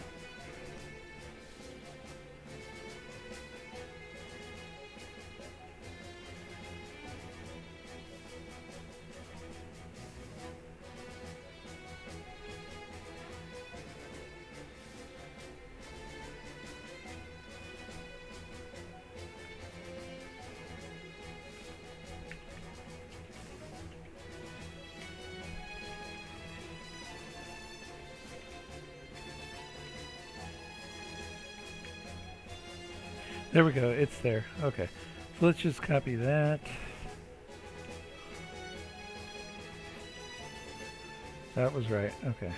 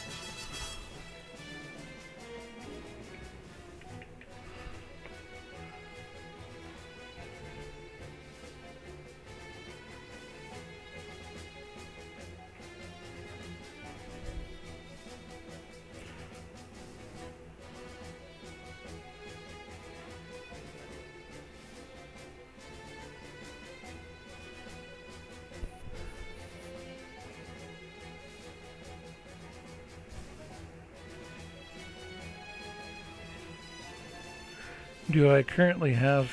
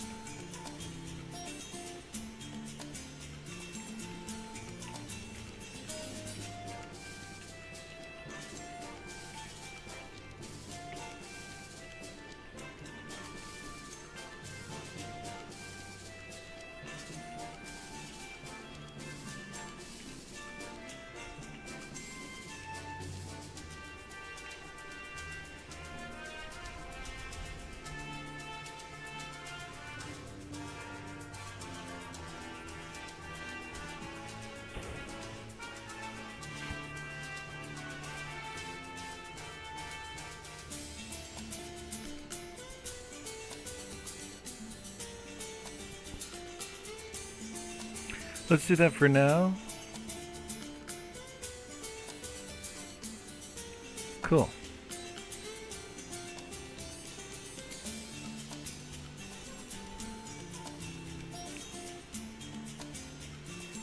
Okay, thanks everybody for watching. I'm going to end the stream because that's been it's been over 4 hours. So I am probably just going to, I might stream later, but it'll probably be, see right now it's 3. I might stream, I don't know. I've just got my solid 4 hours and I maybe can do more than that later. But for now we're going to do this. I'm going to upload this to YouTube. I'm going to do some video editing. I'm going to make a short. And then I'm going to schedule the short to be released at the next, I think Sunday it'll come out. Sunday or Monday. I don't know how many shorts I've got in advance right now, but I'm at least going to make the one short, maybe a couple of them from this stuff that I just did. So that's really cool. Thanks for watching. Thanks for tuning in. Stay tuned for more. And I like the regular schedule. I'm going to try to keep that. Tomorrow I do have to do some shopping, or maybe I'll do some shopping tonight. So I won't have to do shopping tomorrow, but shopping after 1 o'clock is fine, because if I wake up earlier tomorrow, but we'll see what happens tomorrow. This went pretty well, and I'm actually very excited for what just happened. That was really good. So thanks for everybody that tuned in.